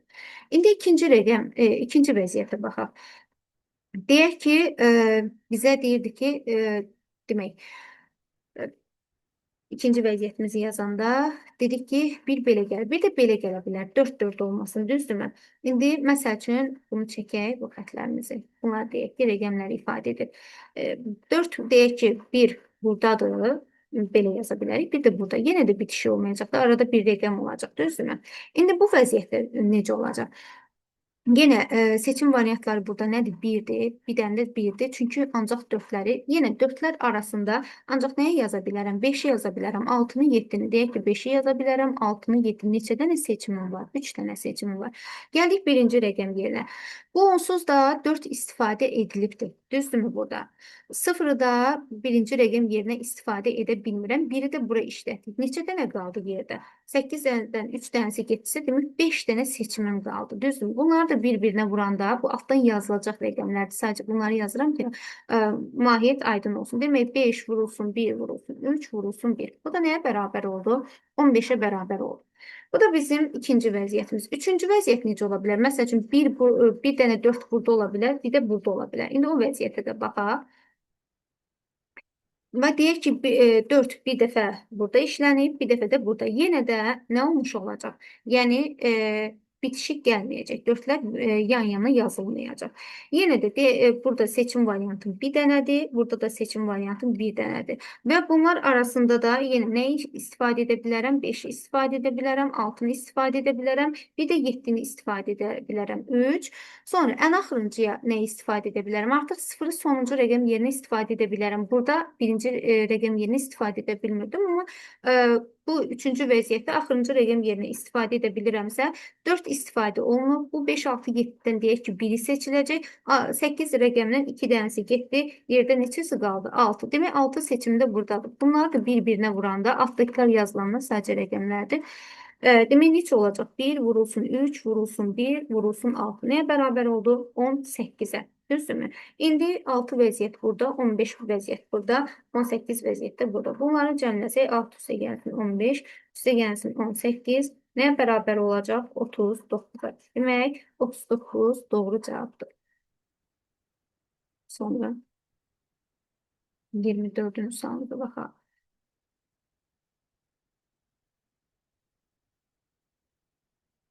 Qraf informasiya modelinə aiddir. Yenə də bu suallar gördüyünüz kimi çərçivə sənədini tam əhatə edir. Demək, 6 təpəsi olan qrafın hər təpəsinin digər təpələrlə birləşdirən 3 til və ilgək var. Bu qrafda ilgəklər də nəzərə alınmaqla cəmi neçə til olduğunu müəyyən edin. Mənlər heç 6 təpəsi deməyək, deyək ki, məsəl üçün 2 dənə təpə var. Məsəl üçün A təpəsini götürürəm, bir də B təpəsini götürürək və bunları 3 tillə birləşdirirəm. 1, 2, məsəl üçün deyirəm də bunu. 3, düzdürmü? Və bu şəkildə birləşdir. Burada neçə dənə tilimiz olacaq? Yəni, bu A-dan B-yə gedən, B-dən A-ya gedən bir dənə tildir də, düzdürmü? Eyni ilə yenə də ikincidə də o şəkildə, üçüncüdə də o şəkildə. Demək, 3 dənə burada til var. İndi 6 təpə deyəndə və 3 til deyəndə 6-nı vuracaq 3-ə. Nəyə bərabərdir? 18-ə. Amma onsuz da A-dan B-yə, mən 2 dənə götürdüm ki, aydın olsun. 6 təpəni çəkmədim. A-dan B-yə gedənlə B-dən A-ya gedən bir tildirsə, bunu bir dəfə götürəcək. Düz matrisin qursaq, 1 yazacaq. Amma til olaraq bir dənə tildir. Necə ki, tilləri sayıb yarıya bölmürdük. Burada da o məntiq. Yəni, 6-nı vuracaq ki, 18, 18-i də böləcək 2-yə bərabər olacaq 9. Və hər təpədə də ilgək olduğuna görə 9-un da üzərinə 6 gələcək, bərabər olacaq 15. Cavab olacaq A variantı. Növbəti sualımıza baxaq, 25-ci sualımıza.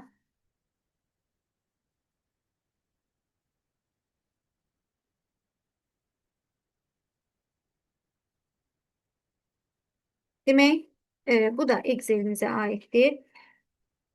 Burada da deyir ki, müəllimlər, Exceldə seçilmiş B4, D8 diapazondakı xana sayı ilə A4, C5 diapazondakı sütun sayının hasili x-ə bərabər olsun. X simvolu əlifbada yazılmış 16 səhvəlik və 15 hər səhvəsində 512 simvol olan mətn faylı yaddaşda neçə kilobayt yer tutar?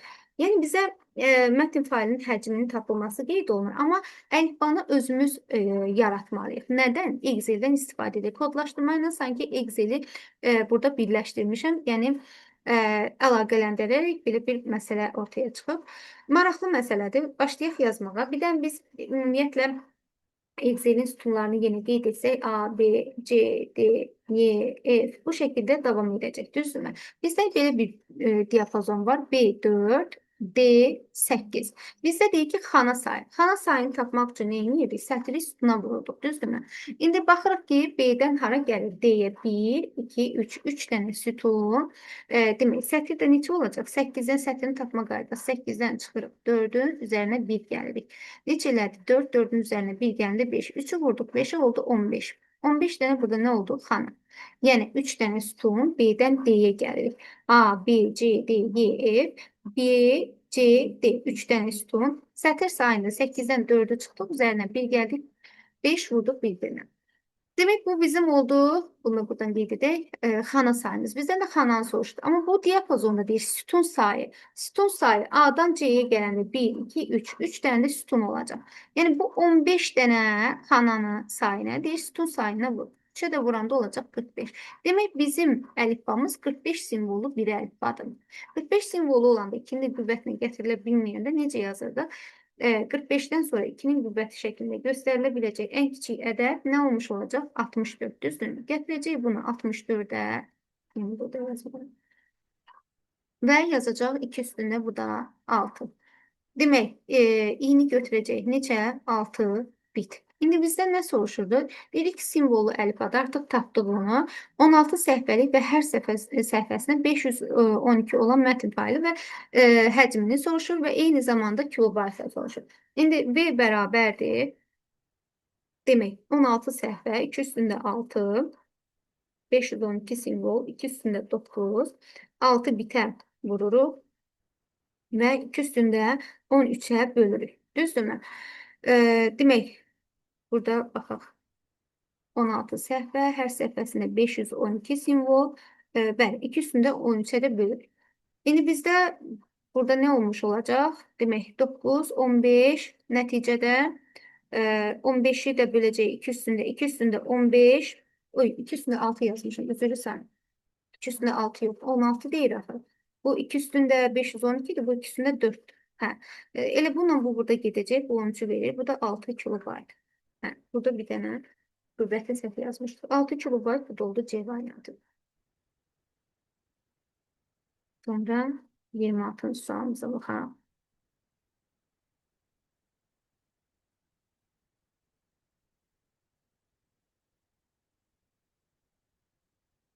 2 üstündə y onluq ədədi verilmişdir. Yəni 2'nin qüvvəti şəklində göstərilə biləcək bir onluq ədəddir. Bu ədədi 8'lik sayı sistemində ifadə etdikdə 12 rəqəmli mümkün olan ən kiçik ədədin alınması üçün y neçə olmalıdır? Müəllimlər, bunu 2 üsulla yaza bilərik. Bu birinci üsulu qeyd edim. Birinci üsulumuz necədir? Demək, biz ümumiyyətcə 8'liyə keçmə qaydasında qüvvətin üstünü 3'ə bölərək yaza bilərik. Bizim qaydamız var, düzdürmü? Məsəl üçün yazaram y bölünsün 3. Çünki 8'liyə keçəndə 3'ə bölürük. Və bizdən deyirsə ki, 12 rəqəmlidir. Demək, 11 dənə rəqəm olacaq. Qalıq da 0'dır ki, 2 üstündə 0. Çünki bizdən nəyi soruşur? Ən kiçik ədədi soruşur. Deyir ki, 8'lik sayı sistemində 12 rəqəmli mümkün olan ən kiçik ədədin alınması üçün. Demək, bir dənə 1, sonunda da 11 dənə nə olmuş olacaq? Demək, 0 olmuş olacaq. Bu 8'lik sayı sistemindədir. Buradan da y-i taparıq ki, 3 vurulsun 11 bərabərdir 33. Qaydamıza uyğun olaraq. Bu birinci üsul. Və yaxud da ki, elə həmin bu 12 rəqəmli mümkün olan, demək, ən kiçik ədədi 8'lik sayı sistemində yazsaq nə olacaq? 8 üstündə nə? 11 olacaq da, düzdürmü? 8 üstündə 11 nədir? Yazılış qaydamızı necə qeyd edirdik? 0, 1, yəni 11'də bir dənə 1, 1, 2, 3, 4, 5, 6, 7, 8, 9, 10, 11 dənə 0, 8'lik sayı sistemində. Onu yazanda belə yazırdıq da, düzdürmü? Onsuz da burada deyir ki, 12 rəqəmli mümkün olan ən kiçik ədəd. Onu da 2 üstündə 3 şəklində yazsaq, bunda 11 yazsaq, demək 2 üstündə 33, buradan da 33'ü tapa bilərik. Ya bu qayda ilə gedərsiniz, ya bu qayda ilə. İkisi də əlverişlidir. Sonra 27-ci sualımıza baxaq. Da verilənlər bazasına aiddir. Sınavda da belə bir sual vardı Artinin sınavında.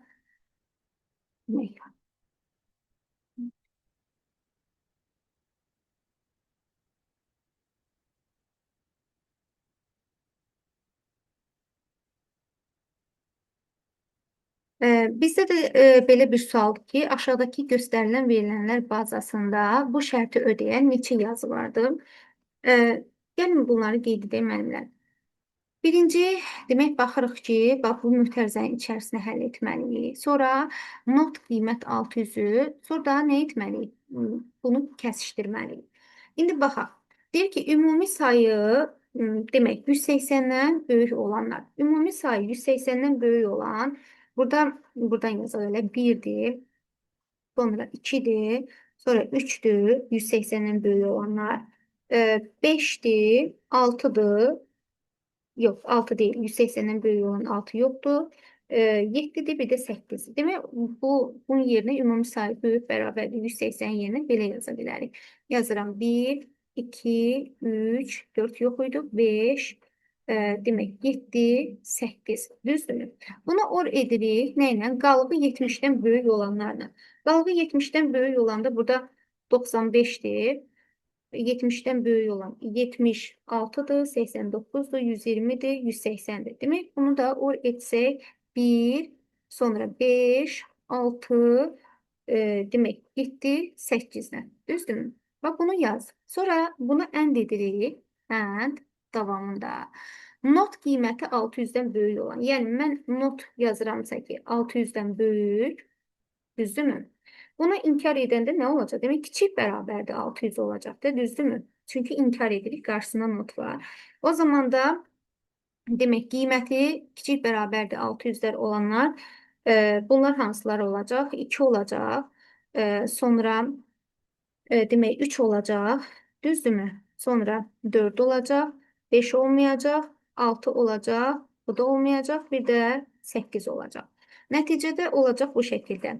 2, 3, sonra 4, 6, 8. Birinci bunları or edək. Or edəndə nəticə nəyə bərabər olacaq burada? 1, 2, 3, 4 yoxdur, 5, demək 6, 7, 8. Və ənd edəndə demək, bunu belə yazaq. 2, 3, 4, 6, 8-lə nəyə bərabər olacaq? 2 var hər ikisində, 3 var hər ikisində, 6 var hər ikisində, 8 var. Demək, 4 şərtini ödəyən neçə yazı var? 4 yazı olmuş olacaq. Sonra 28-ci sualımıza baxaq. Əslində bu Python sualda müəllimlər belə deyim, oxunaraq, yəni həll etmədən mahiyyətini başa düşərək yaza bilər. Necə? Qeyd edək. Və burada baxırıq ki, demək, split sınavda da düşmüşdü. Bu sınavda da mən əlavə etmişəm. Test sistemi 2022-də də gəlmişdi. Digər tarixlərdə olan MİQ imtahanında da olmuşdu. Sınavlarda, sertifikasiya sınavında da gördük. İndi burada görürük ki, A bərabərdir info. Deyir ki, aralarında bir boşluq simvolu olmaqla İngilis əlifbasının hərflərindən ibarət sözlər girişə verildikdə Python dilində yazılmış proqramın ekrana nəyi çap edər? Aralarında bir boşluq olmaqla hansısa bir sətir daxil edilir müəllimlər. O boşluqdan neyini siyahıya çevirir və həmin siyahıya müraciət edir. İlk götürəcək həmin siyahının elementlərini.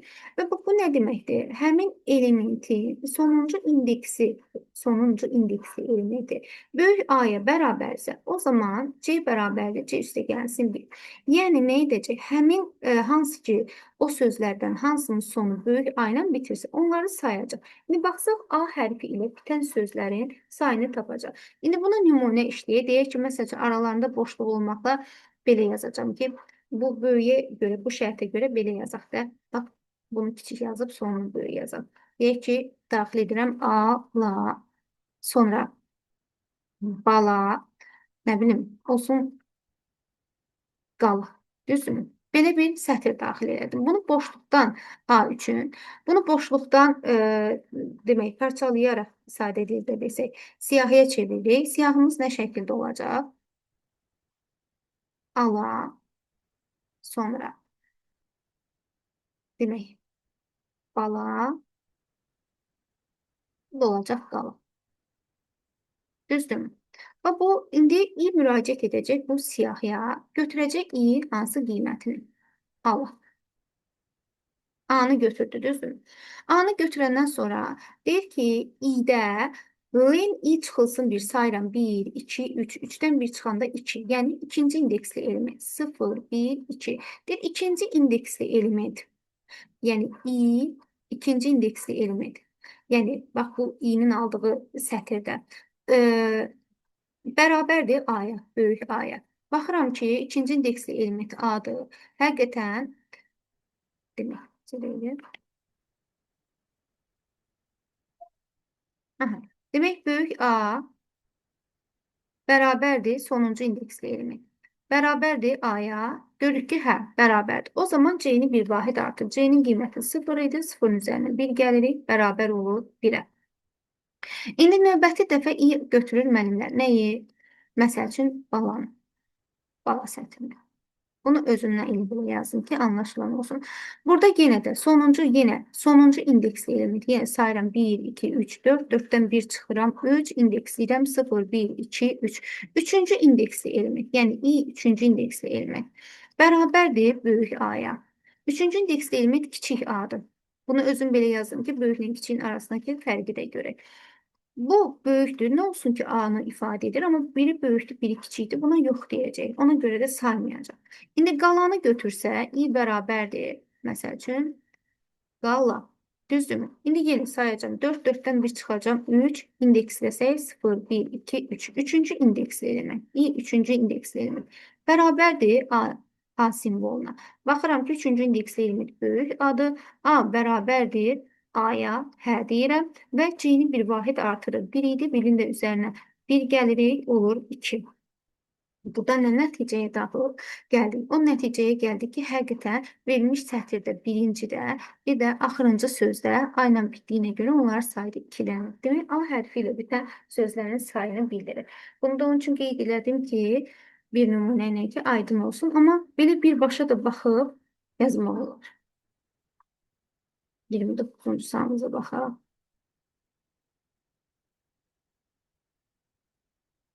Demək, bu yenə diaqramlara aiddir Excel'də.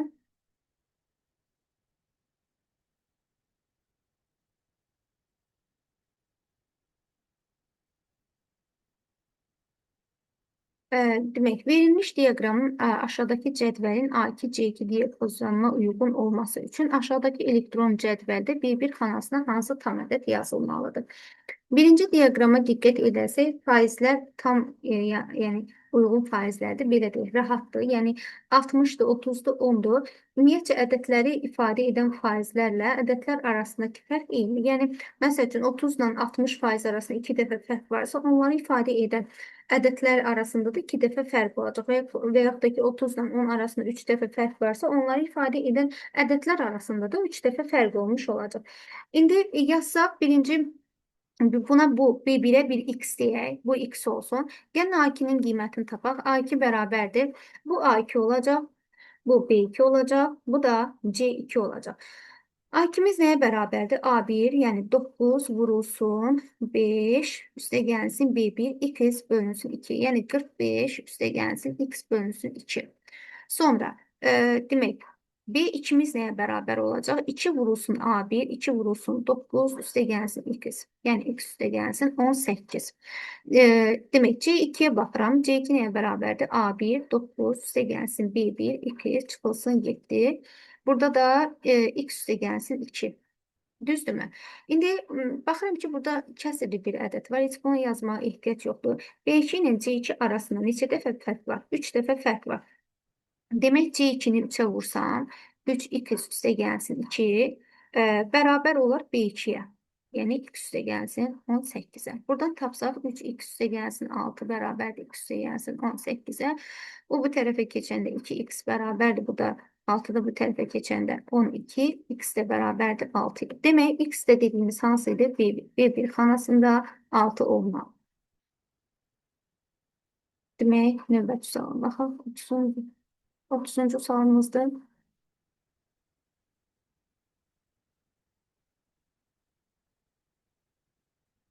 Biraz unutmuşduram. Belə bir sual tipi 2024-də imtahana düşmüşdü. Buna uyğun qurmuşam bu sualı. Demək, müəllimlər, bu sınav eynilə onda qeyd edim ki, miqçilər üçün də yaxşı bir sınavdır. İşləyə bilərlər. Yəni, proqram fraqmentinin yerinə yetirilməsi nəticəsində K dəyişəni 110 qiymətini almışdır. A dəyişənin ən kiçik qiymətli rəqəmləri hasilini tapın. Ən böyüyünü tapmaq rahatdır. İndi ən kiçiyi də rahat yolla qeyd edəcəm. Demək, müəllimlər, baxırıq ki, K-nın əvvəlki qiyməti nəyə bərabər olub? -10-a. Ən sonuncu çap olunan qiyməti də 110-dur və K da hər dəfə dövrün gövdəsində 10 dəfə artır. Bu tip məsələlərdə yenə də ilk dəfə nəyi tapacağı, dövr sayını tapmış olacaq. Mütləq buna fikir vermək lazımdır. İndi baxıram ki, dövr sayında indi K ilə yazılıb deyə, gəlin dövr sayını bir D yazaq. Dövr sayı olsun deyil. Düzdürmü? İndi davam etsək, demək, -10-un üzərinə neçə dəfə 10 gəlir bilmirəm. 10 dəfə D, demək, bərabərdir 110-a. Düzdürmü? Buradan da 10D bərabərdir 120-yə. D də buradan bərabərdir 12-yə. Demək, 12 dəfə dövr edəcək. 12 dəfə dövr edəcək, demək ki, A-dan da 12 dəfə 5 çıxacaq. Amma bizə ən kiçik qiymət dediyinə görə, həmişə nə demişəm? Bir dövr sayı az götürəcəksiniz. Yəni, o zaman yazıram. A bərabər A-dan çıxıram. Neçə dəfə? 12 dəfə yox. 11 dəfə 5-i, axı 11 dəfə dövr etdi, 12 dəfə dövr etməlidir. Yenə də dövr sayına yox demirəm, hə deyirəm. Yəni, yenə də böyükdür 0 deyirəm. Çünki 12-ci dövrə də girməlidir. Axı dövr sayı 12-dir. Buradan da A çıxılsın 55 böyükdür 0-dan, A böyükdür 55-dən. 55-dən sonra gələn ən kiçik ədəd hansıdır? 56. Tapdıq ən kiçik ədədi və burada deyir ki, rəqəmləri hasil. Rəqəmləri hasili 5-i də 6-ya vuranda bərabər olur, 30-a cavab da olur. A variantı. 31-ci sualımıza baxaq.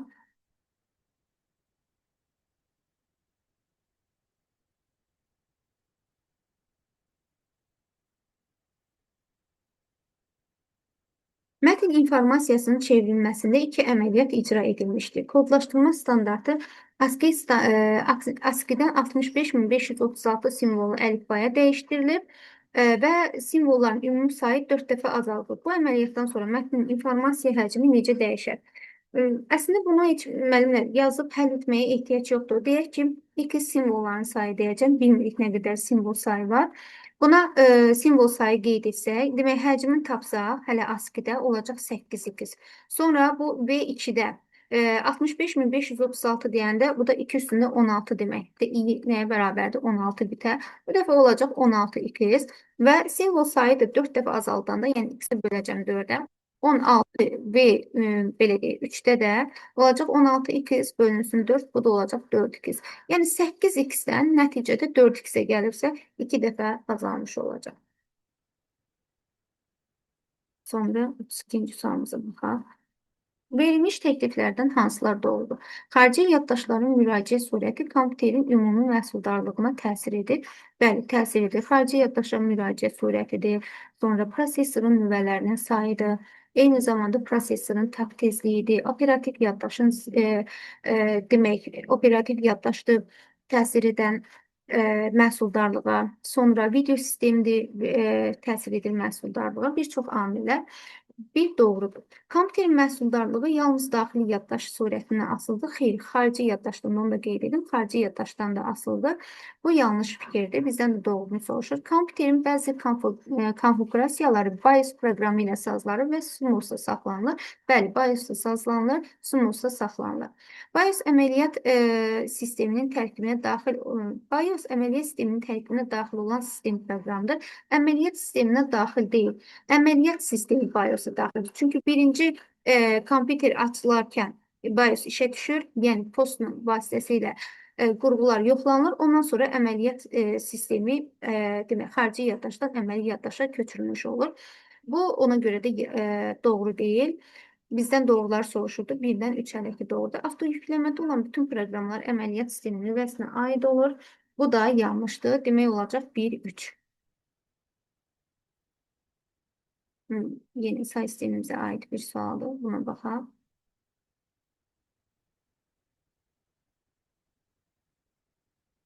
Demək,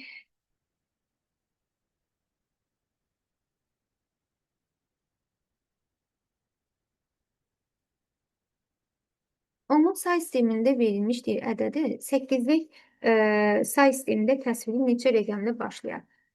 Demək müəllimlər, biz bunu yazsaq 20'nin özünü hasil demək vurultular şəklində olduğuna görə, yəni 20 vurulsun 32 üstündə 25 olduğuna görə bunu ayrıca 8'lik say sisteminə keçə bilərik. 20'ni böləcəyik nəyə? 8'e böləcəyik.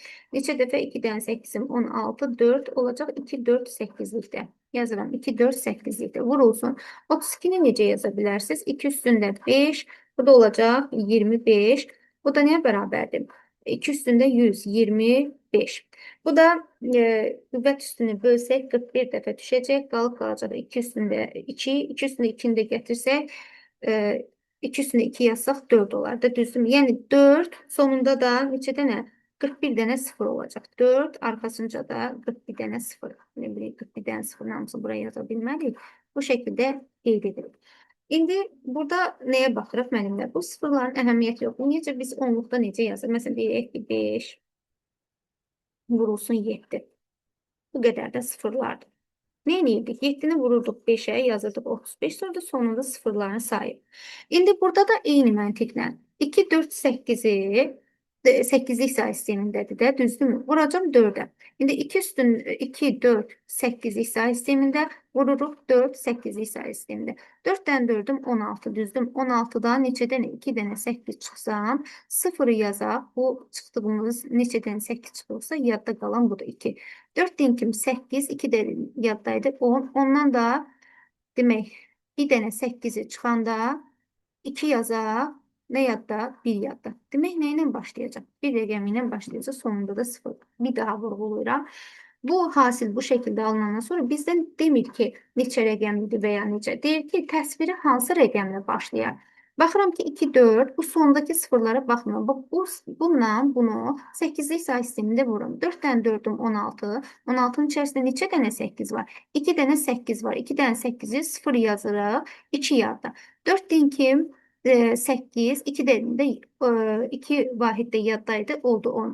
8'lik say sistemində 10 yoxdur. Bir dənə 8'i çıxıram. 2 yazıram, 1 yadda. Demək bu 1, 2, 0.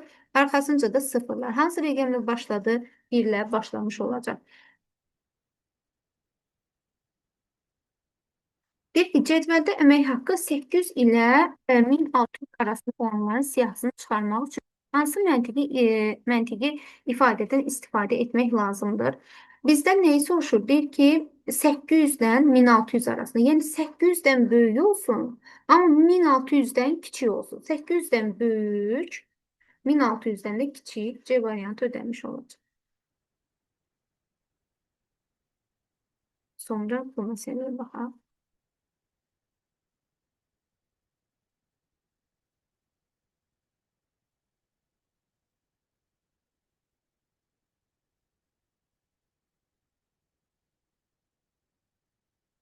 Demək müəllimlər, burada da bizə deyir ki, elektron cədvəldə Y5 xanasında demək nə yazılıbdır? Y5'e yazılıbdır.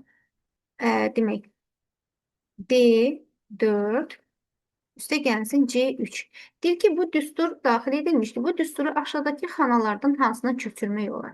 Artıq cavab aydındır. Burada görünür ki, F4'e köçürmək olar. İndi baxaq ki, məsəl üçün bir ikisində yoxlayaq ki, digərlərini niyə köçürmək olmaz?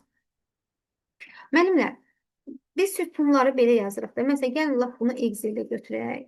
Excel-də götürəcək. Bu sütunları buradan götürək.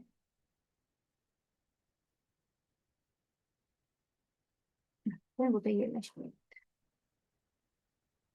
Demək müəllimlər, deyir ki, məsəl üçün A2-yə niyə köçürmək olmaz? Y5-dən hara gəlirəm? A2-yə gəlmək üçün. Müəllimlər, Y-dən sol istiqamətdə gedirəm, sağ istiqamətdə getmirəm. Y-dən A-ya gəlmək üçün neçə sütun gəlməliyəm? 1, 2, 3, 4. 4 sütun əvvələ gəlməliyəm.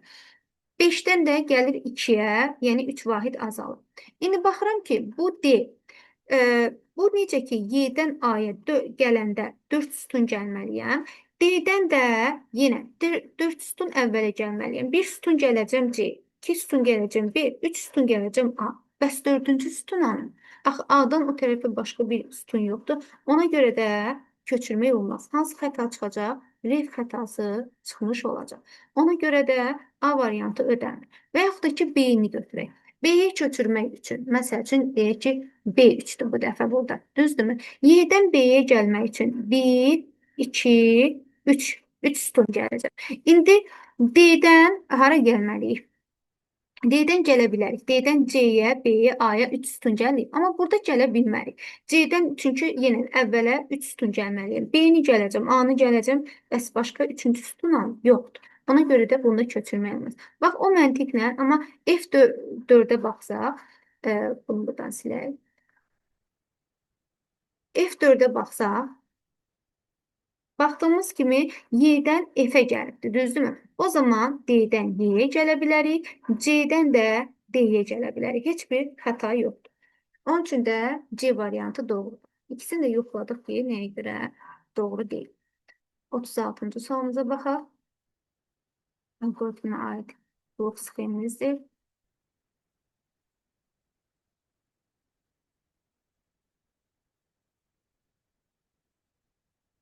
Müəllimlər, burada hə olmalı.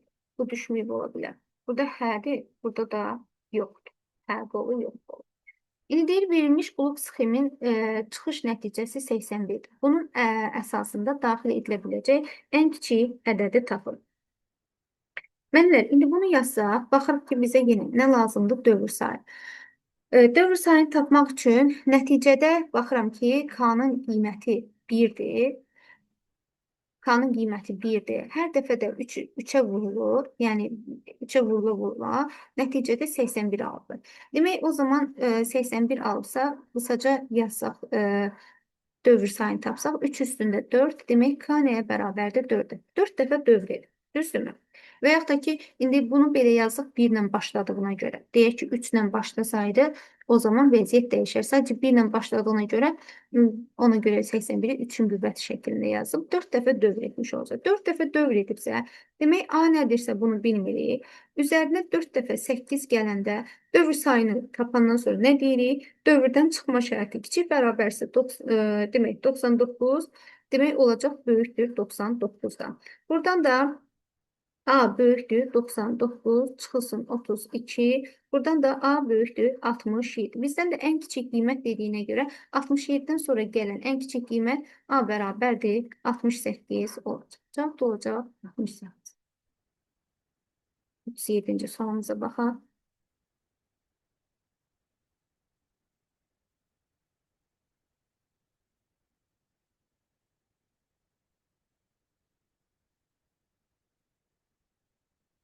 Bu da qraf informasiya modelinə aiddir.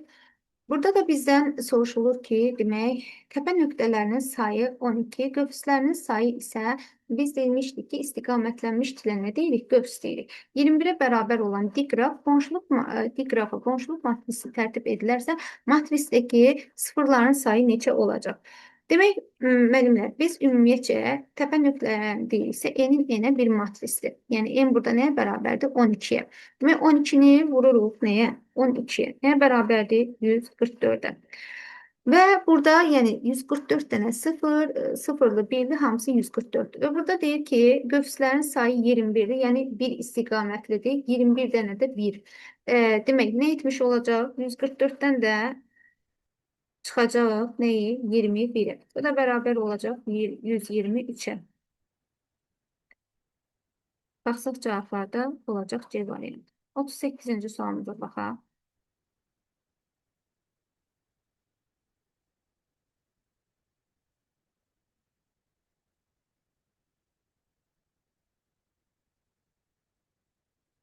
Zaten bizdə deyir ki, Unicode demək standartında kodlaşdırılmış monitor sözü 65 simvolu əlifba standartı ilə kodlaşdırılarsa, onun ilkin informasiya həcmi ilə son həcmi arasında fərqi bitlə müəyyən edilir.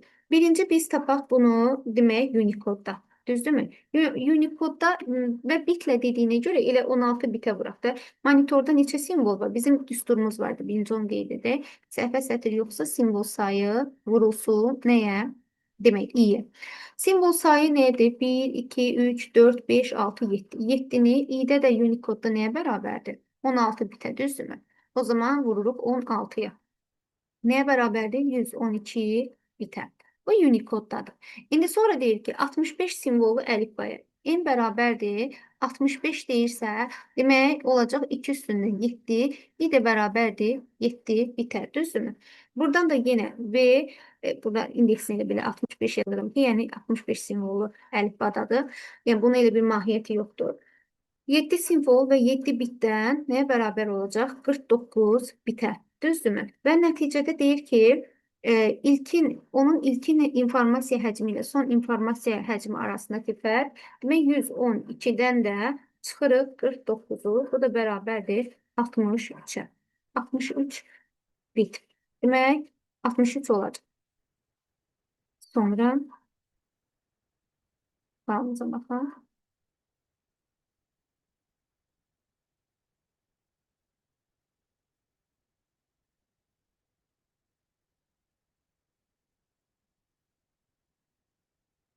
Bizdə buradan nə soruşulur müəllimlər? Demək, ifadənin açıq yazılışı şəklində istifadə etməklə x 8, yəni deyir ki, bu ifadə 16-lıq say sistemindədir, açıq yazılı şəklindədir və bunu 8-lik say sisteminə keçmək lazımdır. Yenə nə edəcəyik? Var olan qüvvətlərə yazacaq 1, hansı ki onunla 1 deyil, əmsalları var. 11-dir, 10-dur, 7-dir, bir də 1-dir. Bunu 16-lıqda nəzərdə alacaq və qüvvətləri baxaq, ardıcıllıq gedirmi? Bəli, 3-dür, sonra 2-dir, sonra 1-dir, sonra da 0-dır. Demək, 4 dənə qüvvət var. 11-in yerinə B yazacaq, onun yerinə A yazacaq, 7 elə 7-dir, 1-ə də 1 yazacaq. Bu nə oldu? 16-lıq say sistemində. İndi bu 8-liyə geç. Bu o deməkdir ki, 8-liyə geç.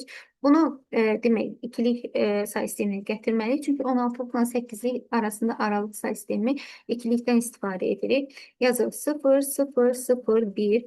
7-ni yazırıq demək. 0, 1, 1, 1. A-nı yazsaq, demək 1, 0, 1, 0. B-ni də yazsaq, buradan nəyə bərabər olacaq? 1, 0, 1, 1. Düzdürmü? 1, 2, 4, 1, 2, 4, 8 qaydasına yazırıq. İndi bunu da nəyə keçirmək lazımdır? 8-liyə. Aşağıdan yazsaq 1, 0, 1, 1, 1, 0, 1, 0, 0, 1, 1, 1, 0, 0, 0, 1. 8-liyə də keçəndə 3 bit, 3 bit ayıracaq. 1, 2, 3, bu da sonra burada ayırdık. Bir burada ayırdık, bir burada ayırdık, bir de burada. Demek bu 1 olacak.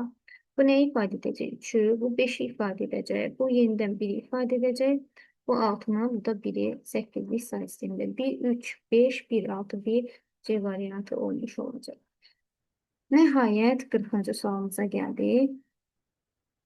X'e ait bir sualdı.